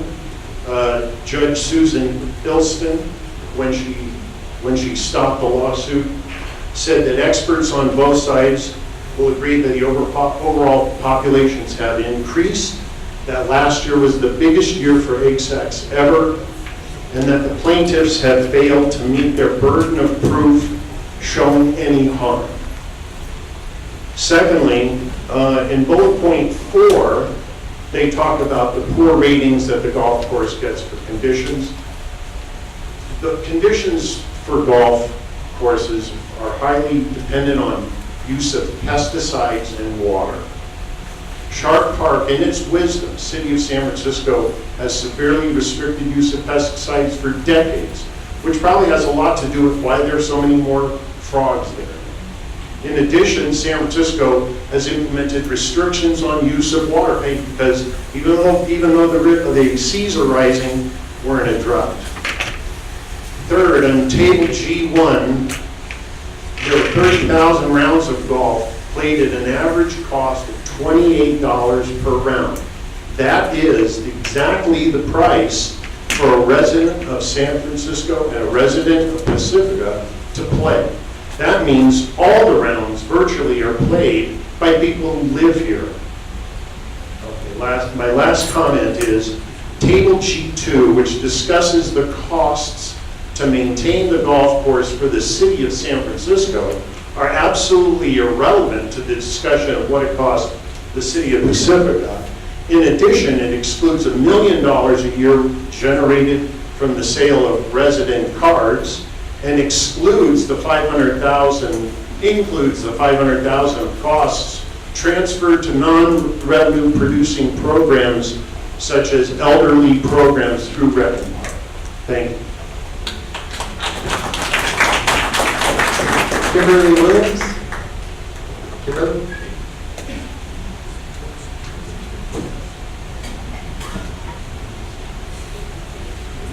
Hi, I represent Surfrider Foundation, and we have more than 2,000 members in San Antonio County.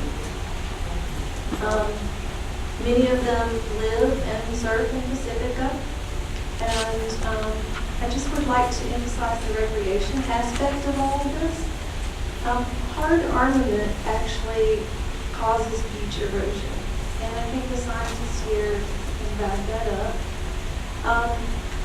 Now they have alternatives to those hard armaments. They're called soft barriers. And they have been tested in some areas, and I'm curious if your team investigated those options for areas that might require barriers, because each area is going to require perhaps some different or alternative solution. Surfrider Foundation supports managed retreat for the reasons that everyone here has brought up already, and I won't go through that. But I would like to see that question answered specifically, because your analysis relied heavily on tax revenues from homeowners and businesses. You didn't take into account revenues from the economic value of our beaches and our environment, and the visitors, to visitors and residents alike. If we lose our beaches, we won't have that revenue anymore. We won't have that recreation avenue. I also would like to say that hard armament is kind of an outdated strategy at this point. And we should be looking to be an innovator and a leader in trying something different to make this place a more livable, better community in the future. Thank you. Any changes as a response to your question? Yeah, to address the alternative to armoring, a lot of the coast is already armored, and so the armoring strategy kind of adds on to that, and we have some available space in a few areas for softer barriers, as you mentioned. For example, here in Pacifica State Beach, beach nourishment could include dune restoration to serve as a buffer against erosion and flooding along the backshore. But for a lot of the Pacifica coastline, there's very limited space down at the base of the bluff, and so restoring dunes is not the most appropriate strategy for those areas where we don't have enough space. But in the Pacifica State Beach sub area, as well as along the Shark Park berm, where there's some available space to construct that feature, that would be an appropriate strategy to include with beach nourishment. I'm curious, I know in other areas they've tried soft barriers, and not just dunes, but also alternatives to the large rock armaments and seawalls. And they've had a lot of success with that. They last longer over the long term, and they're actually more protective overall to the coastline. Have you looked at that? Can you explain what you mean by soft barrier? I know that there were some areas on the East Coast that tried smaller, smaller rocks that don't wash away over time. There's different strategies. There's even suggestion of barriers that are further out. Rock armoring, which I'm sure you've covered before, is like throwing a ball against the wall. It increases the energy and the power of the water out and against the shore on both sides. So ultimately, it makes us lose our beaches. And beach replenishment is just a failure. It never works. You put money into it for years and years and you still lose your beach. So the more cost-effective and better alternative is to pursue a strategy that preserves our beaches in the long term so that we don't have to pursue beach replenishment. So it sounds like the soft engineering measures are kind of what you might refer to as a hybrid green livable shoreline feature, and those strategies do work in areas where there's less wave action. So a submerged small reef along the shoreline on the East Coast is a slightly different setting than we're talking about here. We did look at the potential for offshore submerged reefs, and those could be included as sand retention structure elements. But again, those are very, very expensive structures, and we're dealing with a lot more wave power on the West Coast here. So while we haven't looked at all the available alternatives to adaptation, some of the hybrid strategies that may work well in an embayment or wetland low wave energy environment were identified to not be as suitable to serve the coastline here in the Pacific that's exposed to larger wave power in the Pacific. I just wanted to address one comment about beach recreation. It does generate a huge amount of taxes. We did not estimate that for this study, and partly that's because Pacifica State Beach, there's not a problem with a reduction of recreation until after 2050. If you do armor that area by 2050, 2060 under the guidance that we followed, there could be a significant loss in beach recreation and it's in the report, at Pacifica State Beach, and that would lead to significant loss in tax revenues for the city, but it's not an issue for the next 10 or 20 years, fortunately. Okay, we're going to move on. Suzanne Drake had a couple questions. Is Suzanne still here? Suzanne left. Okay, well, I guess I'll ask her questions for the benefit of the group. If managed retreat is applied or noted for my property, what effect will that have on bank loans, refinancing, or a new owner, and what disclosures will be required for future sales?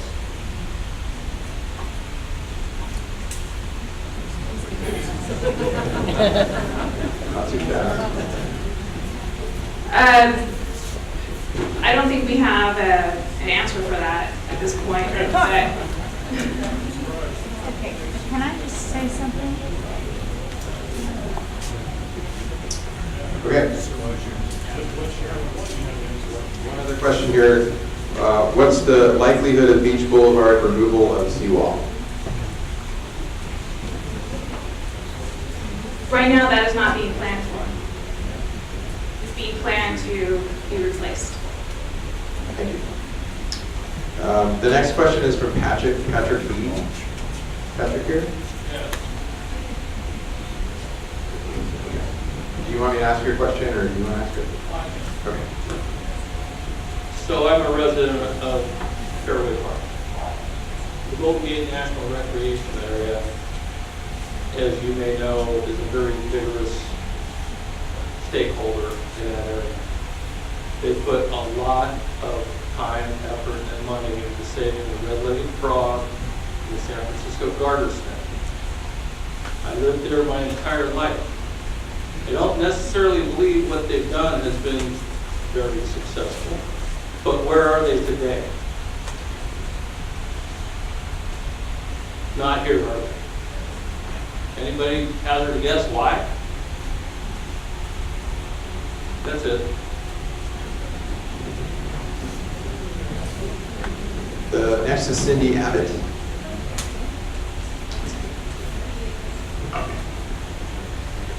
So I thought I started thinking back to where these meetings began, in city council chambers, and we were doing a community process for the vulnerability assessment. And what do we value in Pacifica? And we all came up with, as we're still sitting here today, talking about natural environment, the beaches and the ocean and the recreation and just pleasure and enjoyment that we all get from it. So I find it kind of interesting that here we are in the yin and yang of now needing to sort of be at battle with the ocean that we all so love. So that led me to, let me put my glasses on. Note that we've also brought up things that are happening in other countries. People like to bring up what's happening with the Dutch, who have been battling with water for a long time. So I brought today an article that was published in the New York Times last year and continues to be referred to and only updated since that time, which is that from a Dutch mindset, climate change is not a hypothetical or a drag on the economy, but an opportunity. The Dutch are pioneering a singular way forward, and it is in essence to let the water in where possible, not hope to subdue Mother Nature, to live with the water rather than struggle to defeat it. The Dutch devise lakes, garages, parks, and plazas that are a boon to daily life, and also double as enormous reservoirs for when the seas and rivers spill over. You may wish to pretend that rising seas are a hoax, or you can build barriers galore, but in the end, neither will provide adequate defense. They're doing things like making room for the river and allowing those rivers to overflow. And this happened after big floods in the 1990s, when they came to the realization that we just can't keep building higher levees because we'll end up living behind 10-meter walls. We need to give the water more places to flow. So some of the things that I wanted to wrap up and say, I'm concerned that our process here is all about armoring, and we're not really looking at adaptation and how to live naturally in harmony with the ocean that we all love. Jim Steele.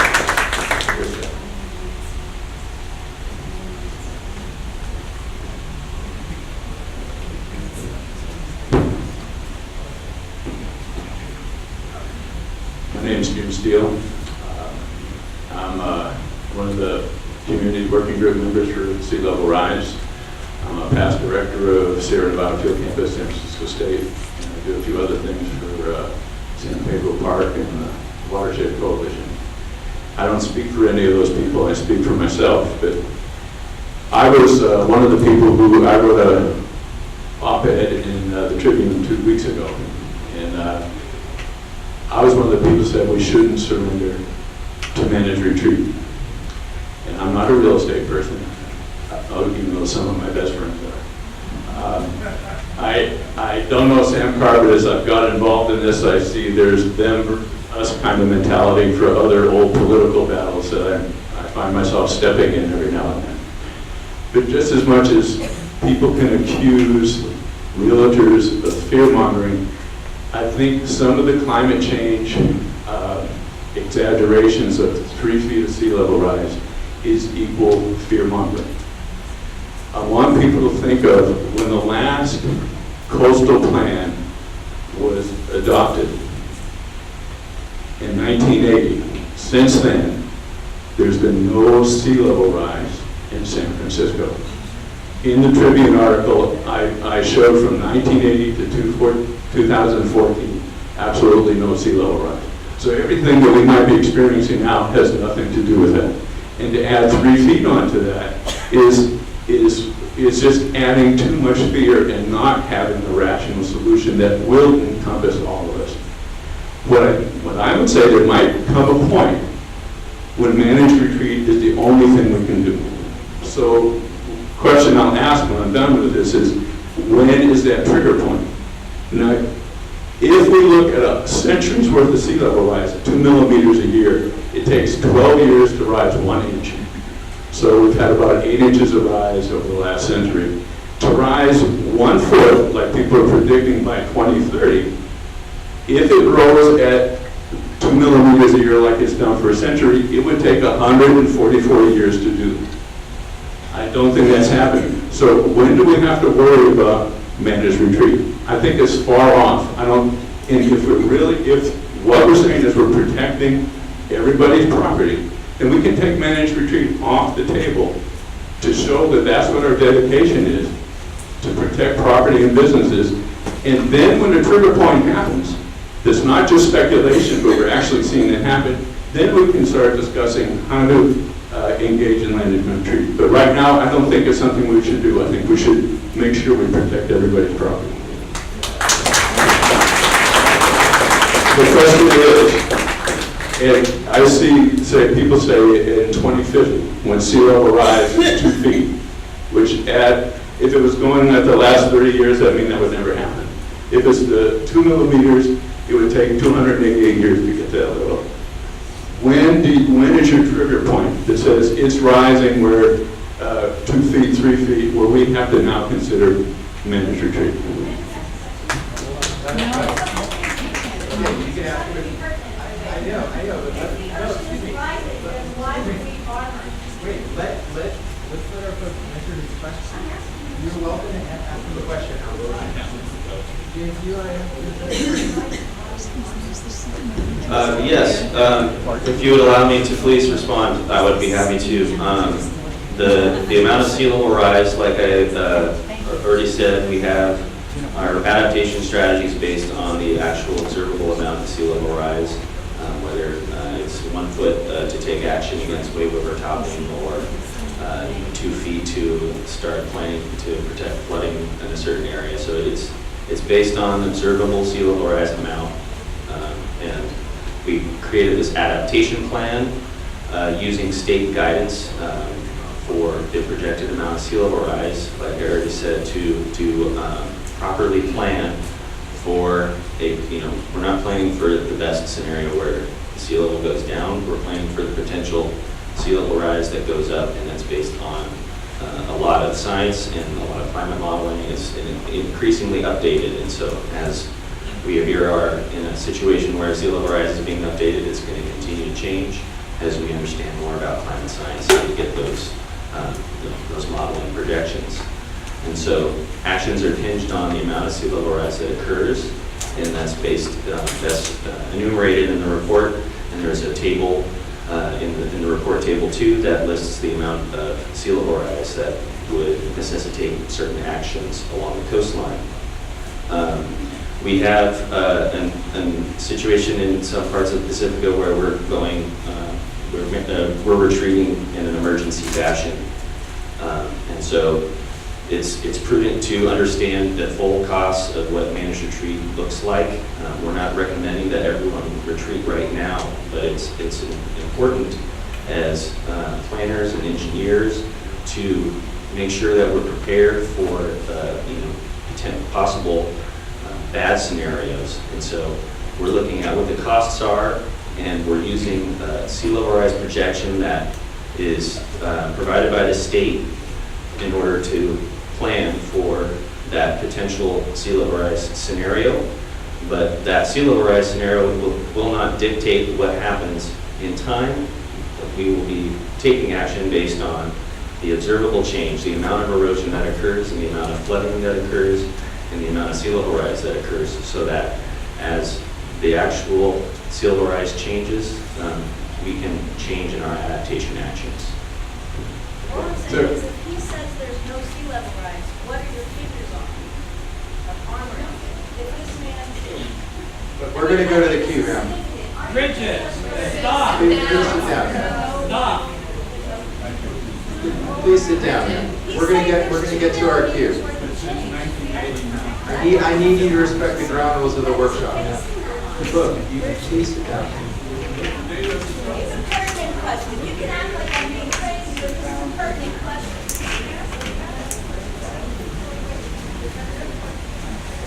Okay, so next in the queue is Adonica Shaw Porter.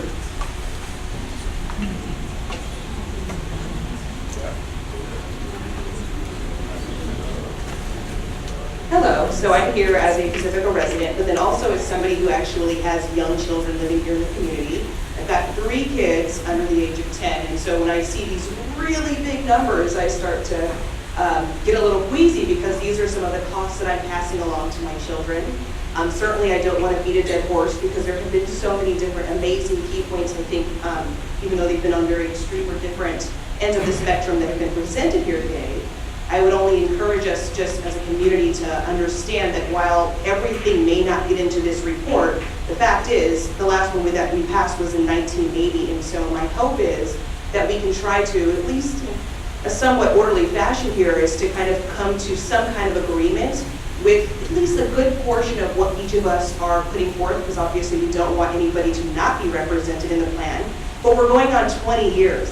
And if some of what they are even projecting or proposing in the plan here is covering 30, 40, 50 years from now, makes me a little scary that we're actually not going to make it all the way back around before then to kind of address those things. But until we actually get a plan nailed down, we can't even go on and really focus some of our energy, attention, tax dollars, all of that good stuff on other things that really do need to be fixed here in Pacifica. So I do understand everybody has their own perspective on this, and this is a very hot button issue.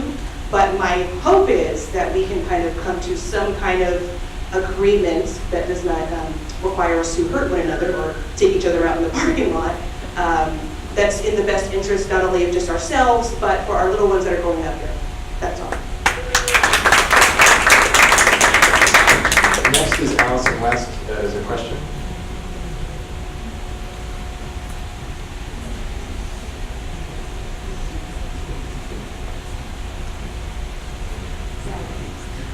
I'm specifically going to ask a question about Pedro Point because I don't think there's been enough discussion. I don't think there's been enough research. I don't think there's been enough information that's put in there. So I'm curious why the plan doesn't address the calcium field, which is undeveloped land. It can mitigate storm surge. It is zoned right now for commercial, recreational, and it needs to stay that way. I'm wondering if you looked at the flooding that we experienced at Pedro Point and why looking at that undeveloped land, which is also in the governor's report that says using undeveloped land is a good mitigation for storm surge. And obviously the Coastal Commission recommends looking at managed retreat. But I feel like our area is getting very short shrift, not looking at the impact. I mean, we're behind the berm. So that's great, you're looking at the other side of it, but what are you looking at for the San Pedro, sort of dumping ground where all the water's coming? So why isn't that in the plan? So that's my question. So the adaptation plan, the vulnerability assessment, this study includes the area you're talking about. Includes all the floodable area in the basin that is the San Pedro Creek watershed that could be affected by sea level rise and coastal flooding. And so the plan is not meant to single out actions for specific properties. We're providing mechanisms that the city could include in their policy document, which covers the entire city.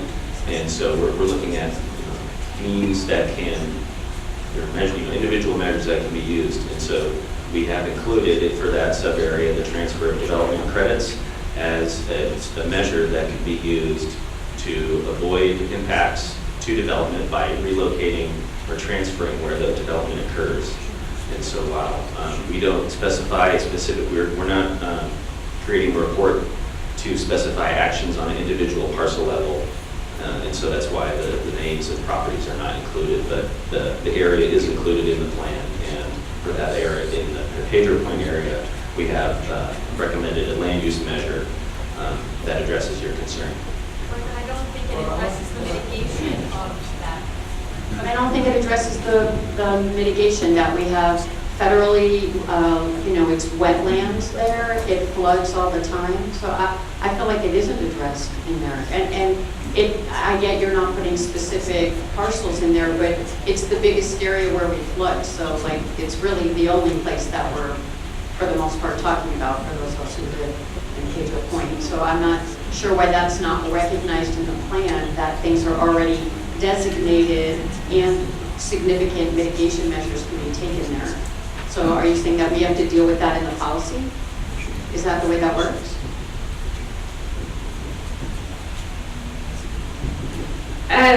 I I would imagine that when dealing with this issue, in the policy, we would not be identifying specific properties. This is a private property. This isn't a public piece of property. If the council feels that we should be looking at lands to take storm surge, for example, that would be expressed in a policy, but it would not be, and this is where, it would be, staff would need to then go and do studies and evaluate that. Okay, because you know it is a federal wetland also. So, all right, I get how what the process is. Thank you. Okay, Timothy Cowan? Yeah. So I'm a resident of Pacifica since 1990, and I just feel it's important to repeat that what I hope we want to do in an ideal world is consider the well-being of the whole community and the greater good, and try to gather the best, most up-to-date, most thought out, most carefully measured data and information on which to make those decisions. If we don't have the possibility of clear vision, then we can't see what we need to see. We can't consider. We'll be ruling out maybe necessary features to make wise and good decisions that have the greatest impact for the whole community. People have spoken of the tax burden in the past. I'm particularly concerned, to repeat something someone else said regarding SAMCAR and other people who just seem bent on denying the reality of what's happening. I don't think SAMCAR is spending all these dollars out of altruism or out of your best interest. I think what really is being said, because they want to sell property and they want to keep selling it at a higher and higher and higher price. So when it comes to the election, which is coming up, be very, very wary of someone who wants you to ignore and use a managed retreat as a litmus test for voting or not voting for a particular candidate. Because I don't know about you, but I don't resonate with the image of the ostrich sticking its head in the sand. That's not the identity that I want to be aligned with. And I don't think that benefits anyone except the people who want to make money instead of care about the future plans, as another lady recently said, for her children and all of the children and grandchildren who we hope will still live here. Thank you. Next, Gina Zard. Gina.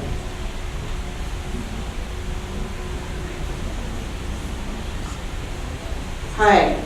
Okay, so I am SAMCAR. So all of the complaints against SAMCAR are decisions that I've made. And I think that there are some pretty big distortions that I just want to discuss. SAMCAR is the San Mateo County Association of Realtors. Realtors do not oppose managed retreat because of money that they want to make. Realtors oppose managed retreat at this moment because their clients, homeowners, don't know what's going on right now. They don't understand that the consequences of decisions made in this process could actually result in restrictions of their home.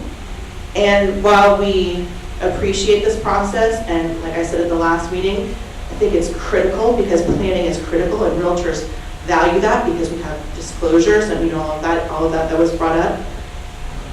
It needs to be brought up to the community in a way that all residents know what's going on and have an understanding and a timeline and are able to make decisions based on what's going to happen to their property 10, 20, 30, 40, 50 years from now. As we all know in this room, nothing is immediate. None of these decisions are necessary to be made.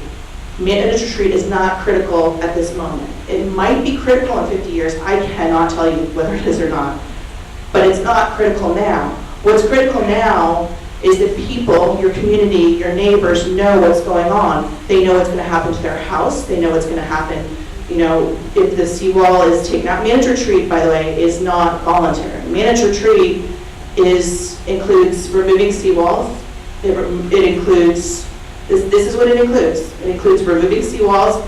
It involves moving utilities away from the coast, including sewers and other utilities. It involves moving roads. And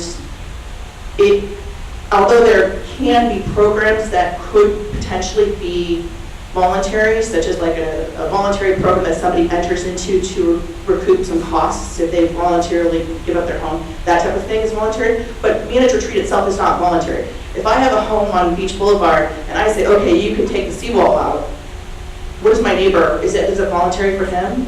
I mean, it's not Sam Carr was mentioned a lot of times, so if you give me a little extra time, I'd appreciate it.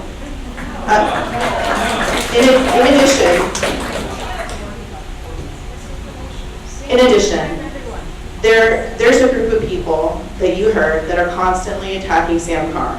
It's not because Sam Carr is spreading misinformation. It's not because Sam Carr is bad, or me for that matter, because I'm the one making decisions. It's because we're trying to get the message out, and certain people are trying to shove this through so fast that nobody knows what's going on. And my only goal is to let everyone know what's going on. Honest to God, that's my goal. I want all homeowners to know what's going on. That's the fair thing to do, is to allow people to know what might happen to their home. And there was no $500 million spent. I don't know where that came from. That was ridiculous. Okay, so just understand that, please. Ask me, if you guys have criticism of Sam Carr, ask me why we're sending those messages out. It's not to gain money, it's to allow homeowners to know what might happen to them. And again, I don't disagree with managed retreat in the future perhaps, but give the residents some time to absorb and understand and plan for their future. This might be their entire retirement. This might be their entire investment. That's a big deal. Don't take that away without giving them an opportunity to know what's going on and learn and plan, okay? Thank you. Do a quick time check. We probably have maybe 15 comment cards here at 2 minutes. That gives us enough time. I'm asking folks to keep their comments at 2 minutes so everyone gets the opportunity to speak. And I'm not going to rip it out of your hand, but it would be great if you could just try to honor that. So just a reminder. Victor Carmichael.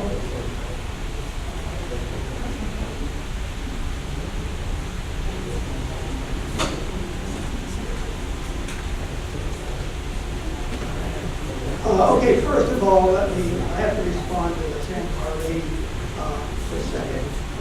Nobody here is forcing managed retreat on anybody. It's talking about a policy in the local coastal plan policy statement that puts in place the laws that run the development process in the coastal zone in the future. And it's a matter of the language will be another battle we all fight over. But right now, we're always, the word managed retreat is not some kind of horrible concept that's not going to immediately drive people's prices of their homes down. It's simply a concept for reacting to geology. Having said that, that was a part of my real quick, because we're running out of time. The last time I was here, everybody was interested in the numbers. The numbers were crunched, and they're called cost-benefit analysis. And I don't know if anybody waited for to the end of the adaptation plan, but 5, maybe 6 out of the 7 sub-areas would be greatly much less expensive to respond to sea level rise. If it's as bad as it could be, and I know there's possibilities it might not be, and I hope it's not that bad, but it could very well be that bad. That 5 to 6 sub areas would be way less expensive to respond to sea level rise with managed retreat. It's not even a close call on this. All right. Why is it the mission of managed retreat in there? Because armoring does not work. I'll stop right there. Thank you, Victor. Good modeling. Dinah Kirby. Is Dinah here?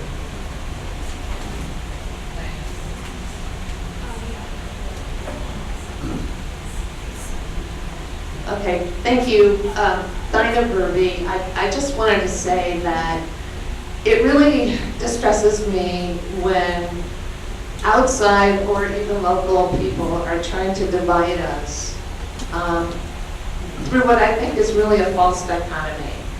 Every single one of us is invested in this city. We all care what happens west of the highway and east of the highway. I do not wish for anybody to lose their home. And the thing I really want to make clear is what the city manager and the mayor said at the very beginning of this meeting, which is the city is not requiring managed retreat of any private property owner. The city has stated in writing that its top priority is to preserve existing homes and businesses and infrastructure. So that is the key message that I think we all have to remember. Anybody who says to the contrary is lying to you. And so please, if you take nothing else away today, take that away. The city wants to protect each and every one of your properties. Secondly, another key point, which has been reiterated today, is that armoring is not the golden goose that it's being portrayed as. It does not always work and eventually fails. And that's why we have to have another alternative, which is managed retreat. And I'm going to submit to you that what we have now is unmanaged retreat.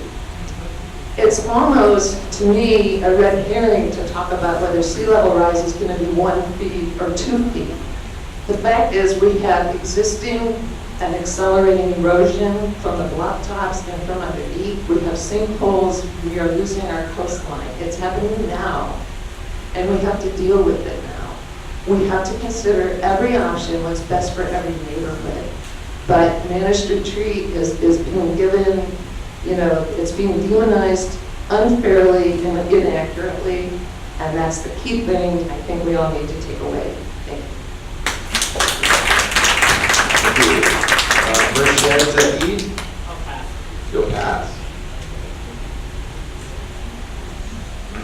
Mary Beer? Thank you. Hello, everybody. I was afraid I was going to have to follow Gina. I got really scared about that. Anyway, my name is Mary Beer, and I just want everyone to understand that I live in West Hart Park, and I see how much my neighbors have to armor their property. And that concerns me, and I care about that. And I think that Mayor Keener started out talking about the capacity of our city, that we don't have a lot of money to do that. So we really need to start building the capacity of our city so that we can protect everybody. And that way, if we can implement strategies that are laid out in this plan, and they don't work, and say the sea level rises, then we have an opportunity to look back and adapt to that. But we can't do that if we don't have the capacity. So I think that's the most important thing that we need to do.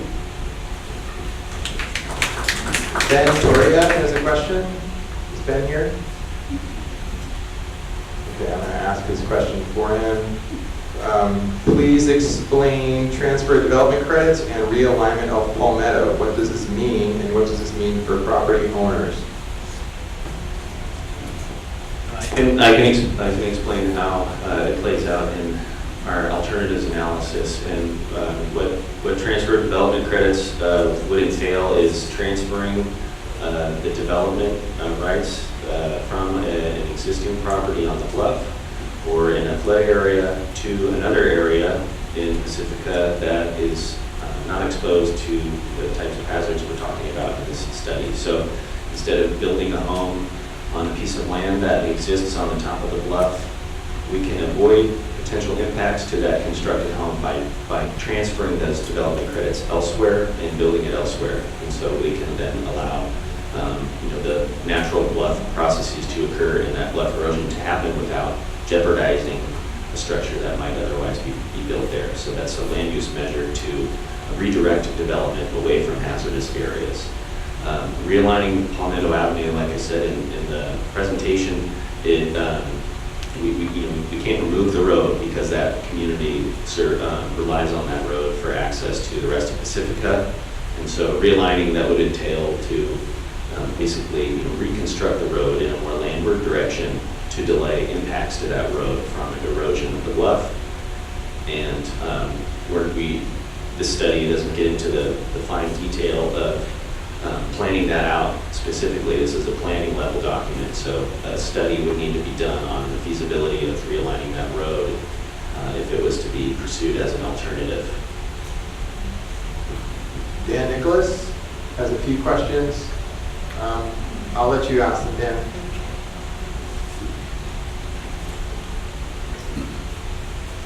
Everyone here. Hi, I'm Dan. I live in Sharp Park. Been there about 3 years, and honestly, I'm a little bit scared right now. I don't know how far I want to retreat at this point, whether it's back to Connecticut or stay where I'm at. But democracy is a great thing, and I really appreciate everybody doing this. I guess I have two questions. They're very practical, and I need to know the answer to them so that I can figure out what my family and I are going to do. The first question is about the designation of flood zones. There's basically 3 letter designations, X, A, E, and B. Where we end up in those will determine what FEMA calls us as a flood zone, and that will determine whether or not we have to take certain insurance and what that's going to cost us. So I'd just like to know basically how these things generally go. Maybe you don't know exactly, but if you could estimate for me, what am I looking at over the next few years in terms of my flood insurance and costs with that so that I can plan for it? And the second thing is, what's the proposed or what's a planned implementation of the 50% rule? So basically, when the Coastal Commission says that planned retreat or whatever it's called is coming into effect, I can either have one-time 50% improvement on my home, so that's just once, and then after that I'm done, or I can do that one time every 10 years. So those are my two questions. Where do we end up, X, A, E, or B? Or are we looking at one time ever, or one time for 10 years? Thanks. So I'm able to address your flooding zone question. In the FEMA zones, A designates still flooding, so that would be flooding along the perimeter of Sharp Park. That would be Zone A flooding, where it's just still water, ponded and inundating area in property. Zone B represents zones along the coast that are subject to momentum wave forces, and so B you could think of it standing for velocity. And so if in the B zone, you not only are subject to getting wet, but it's wave action, waves running up on the back shore and having enough momentum to damage structures, people, property, etc. And so I can't remember off the top of my head what the B zone extends at the top of Beach Boulevard, but I'm sure a lot of people have seen photographs of it being over top. So there's some existing hazard for moving water there. And with sea level rise, and if that structure is maintained at its current elevation, the extent of momentous wave forces will proceed further inland, and we'll be able, wave runup will essentially be able to move farther inland and damage more property and people and whatever is built there if the seawall is kept at its current elevation. Regarding the Coastal Commission development threshold, I'm going to pass that off. I just want to add to James's comments about FEMA. So this process is not changing your FEMA flood designation. We actually use FEMA data to inform our project. So your FEMA map is not being amended because of this project. It's an input data point. So FEMA does that study, makes the designation. The city of Pacifica does not do that. So I want that to be very clear. And then the comments you made about the 50%, that is something that came from the Coastal Commission's guidance for residential adaptation to sea level rise. And that is not a City of Pacifica policy. We haven't started to discuss those policies. That'll be on the next round. So I just want to make that really clear that there is a little bit of confusion between those. Thank you, Tina. Sue Beckmeyer? Sue here?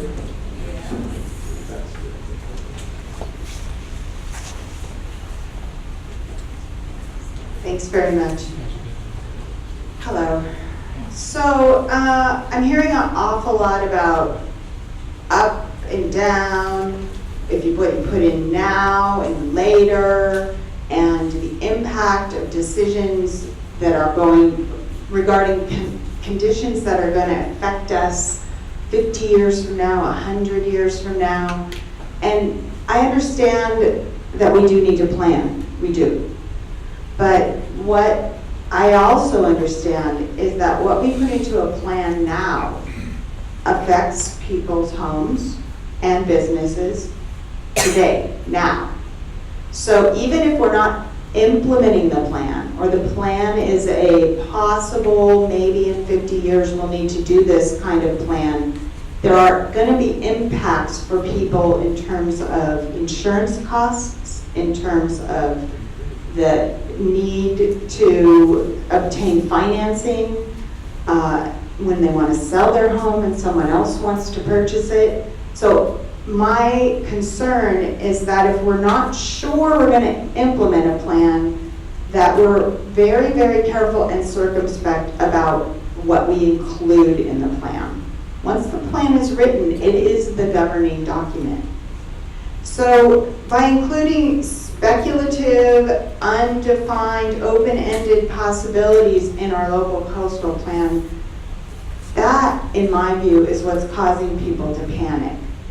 I don't think it's SAMCAR. Additionally, I want to say that I do not think it is the role of city government to bring uncertainty to the lives of citizens and taxpayers. It's the role and job of city council and city government to provide stability and to foster confidence. And if that means pushing back to the Coastal Commission, even though they gave us the grant to write the plan, then perhaps that's what we as a city need to do. I just want to say I think our city leaders should be finding ways to strengthen the seawall and protect the citizens and their property. We need to work with our partners, and that includes San Francisco with the berm, and that includes our state and federal agencies. Thank you. Rosalina Gonzalez-Lebadoff, she's still here?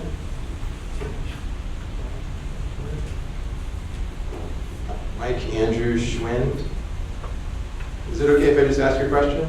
Yeah, sure. Okay. So Mike's question is, he has a question about the 3% discount on engineering costs. He says, I don't understand that. I think it would be at least a 3% increase in cost over time. Please explain. I guess that's an econ question. Well, anytime you do a cost benefit analysis, you have to discount over time, and there's actually quite a bit of controversy right now, particularly with climate change, about what appropriate discount rate to use. I went to, this is a little bit off track here, but I went to a conference with the American Economic Association conference a few years ago and had Nobel Prize winners talking about what discount rate to use for climate change. And one of them said anywhere between -2% and 7% is okay. I use 3% because that's about the cost of capital. If the city wants to borrow money or the state wants to borrow money, that's about the rate they'd have to pay. A little bit higher now, actually, since I wrote that. But that's the reason for that. It wasn't about engineering costs. It was about all of the costs in the future, our benefits are discounted at 3%. So everything in the study is discounted in exactly the same way. And I know explaining discount rates at present value can be tricky. I've been trying to explain it to Bob for over 10 years now. So, but it's 3% just because that's standard practice in economics. And I'll just add on that the cost for engineering solutions that we developed for the unit cost, say per a length of revetment or a length of seawall, we're using that same unit cost when we need to do upgrades in the future. And so what that discount is, let's say it takes $5 million at 2050 to upgrade a seawall. The 3% discount brings it back to what we could have in our hand now that would be worth $50 million, whatever I said, $5 million at 2050. So we're using the same engineering costs through time. And for the economics cost benefit, all the costs are being modulated accordingly. Can I follow up on that? So are you assuming that, do those assumptions, are you assuming that Pacifica has a big fat bank account for all this stuff? No. Okay. It's just what the cost is, what it would take. Okay, next we have 4 left. So I think we're going to get out of here in time. Vicki Flores.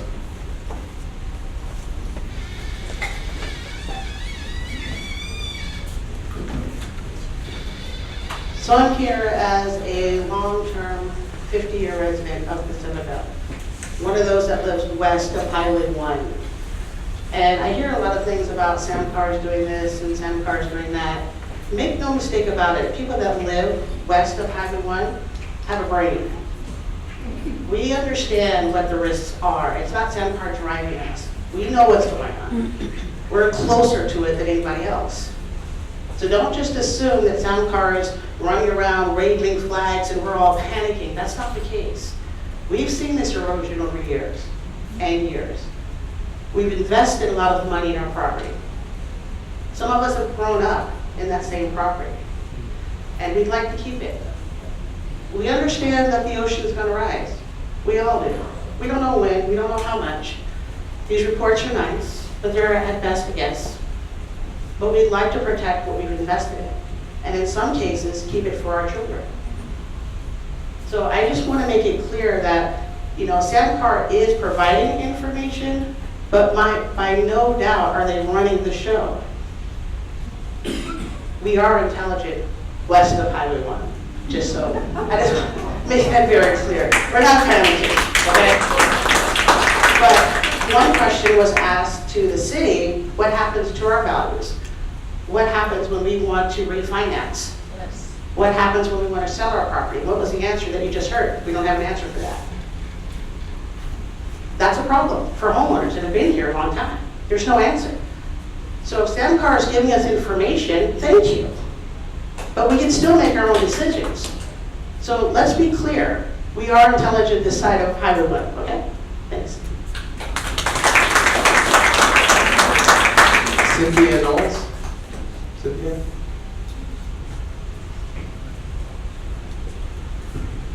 I don't really have anything new to add. I just want to say I appreciate all of the input today. I'm just inserting myself into this process and getting to learn more. And I appreciate all of the thoughtful input. I've learned a lot today. But I am always going to advocate for protecting my beach today, tomorrow, 50 years from now. It's a gem. We want to protect it. I think we can all agree on that. But I will always advocate for and express that view and vote that view that I will always advocate for thoughtful, smart process, thoughtful input, and respecting everyone's opinion. But also, I do believe that we have to have all options on the table, and I haven't said anything new that some people here have said, but I really do believe long-term planning is really important, and there is no node. And I understand people that, I live east of Highway 1, but I respect the concern of people that don't know what's going to happen. We don't know, but we know it is happening, and we can't necessarily stop it. And all the walls in the world may not do that either. So I look forward to continuing on this process, but I also would ask for respect from if you disagree, and try to prevent from laughing at others when they express their view. Thank you. Jim Turner.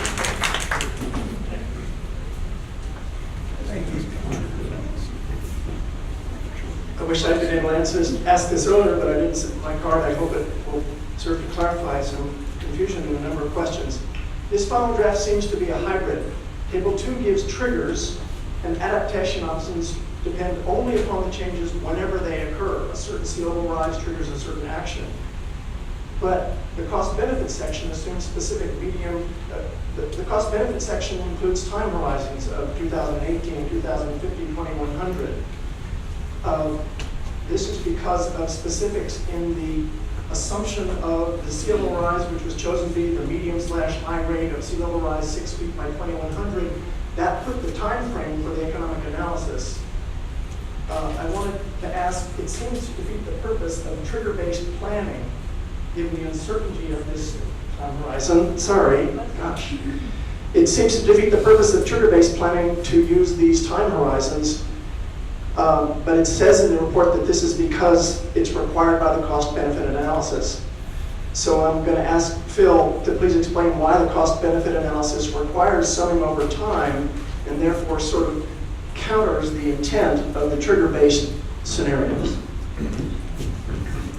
That's a really good question, actually. And just I should also mention that I finished a somewhat similar report for the city, for Ventura County a few months ago, and they asked specifically, can you just give us feet of sea level rise and look at that? And we did that, but you can't, I'm not going to get into all the technical details, but you can't discount it at 3% or whatever if you don't know when these things occur. So there is a problem. We're obviously dealing with uncertainty here. Nobody knows how much sea level is going to rise. It hasn't risen that much recently, but all the scientists tell us it's going to, and I tend to believe the scientists. But the projections that we have from the California Coastal Commission, the state of California, are just projections, which, you know, it probably won't happen exactly that way. So you could essentially focus on trigger points as well. That was not in the scope of the work. That would be a different type of analysis, but I think in some ways that might be something that's useful for the city to say once sea level rise gets to 1 foot or 2 feet or whatever that trigger point is, then you can talk about it. Unfortunately, the benefit cost analysis is constrained because of the discounting by these time periods, but they are arbitrary, I agree, and they're, you know, mandated by the Coastal Commission, but you have to start from somewhere. So that's a very important point. Trigger points really are what most people, when they're looking at sea level rise, are looking at now. I'm working on a sea grant with some other folks where we're specifically looking at trigger points. When X occurs, then this is for the city of Monterey, then the city will do A. If Y occurs, the city will do B. I think that's the long term where cities are going to go. So this is really the beginning of a dialogue about how the city of Pacifica is going to have to deal with sea level rise. This is not going to be the final discussion, I'm sure, about sea level rise in the city of Pacifica. Okay, the final comment is Margaret Goodall. Margaret? Hi. In the last, is it on? Yes. In the last few weeks, we in Pacifica have been provided a dichotomy, which is, as Dinah said, a false dichotomy between either fighting or surrendering.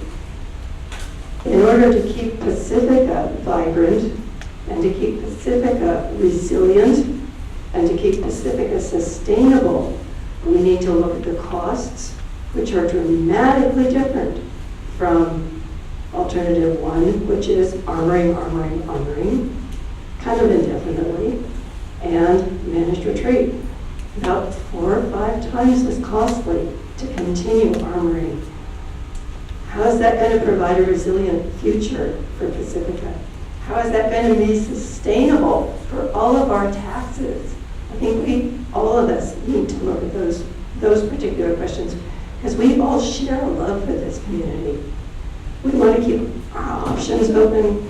We want to keep all of the possibilities for us, as many as possible. We want to feel responsible to the people who share the love of this community for us, all of us together, for sustainability and a resilient future.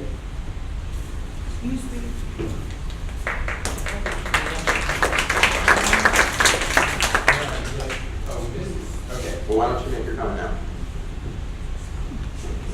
Hello, my name is Rosalina Gonzalez Lebedeck, and I live at 536 Arbola Boulevard, and they're redoing the sewers on Balboa right now.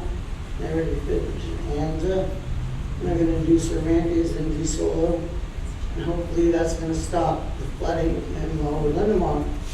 My father, Guillermo Gonzalez Sr., was the president of the LMNO, Lindenmont Neighborhood Organization. We had a secretary and a treasurer, and it was a real company. And it wasn't a company, it was just an organization. Anyway, I just want to say thank you for coming today, and I hope everything works out for all of us. Thank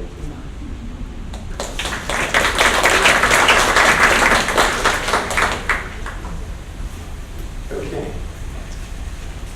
I'm just going to recap our next steps. Let's see. The final draft adaptation plan, many of you have the hard copy in here. Welcome to keep that and read through it. If you'd like to get the electronic copy, it's on the project website. The city's accepting comments on that until August 29th. And it will be releasing the draft local plan policies on September 10th, and then we're going to have a public workshop again in this room on the 15th, so we hope to see you there.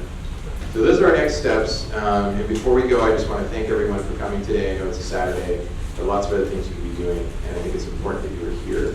I certainly appreciate your comments, and I appreciate you listening to each other. I think that's a really important part of this process, and being respectful about it. So I think we all look forward to getting more of your input, continuing the conversation, and refining this plan together as we go through it. So thank you, and I hope you have a good weekend.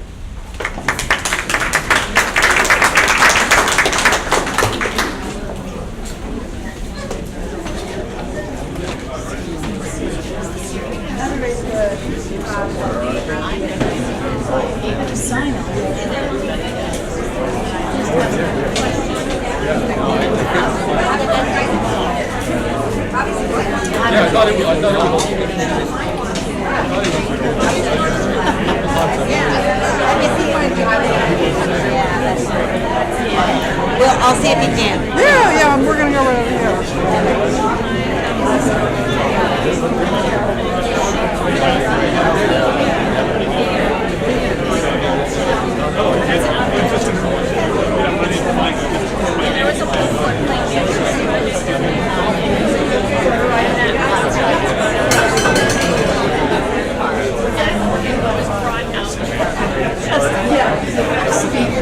Thank you very much.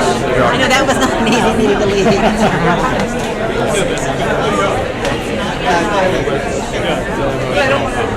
leave.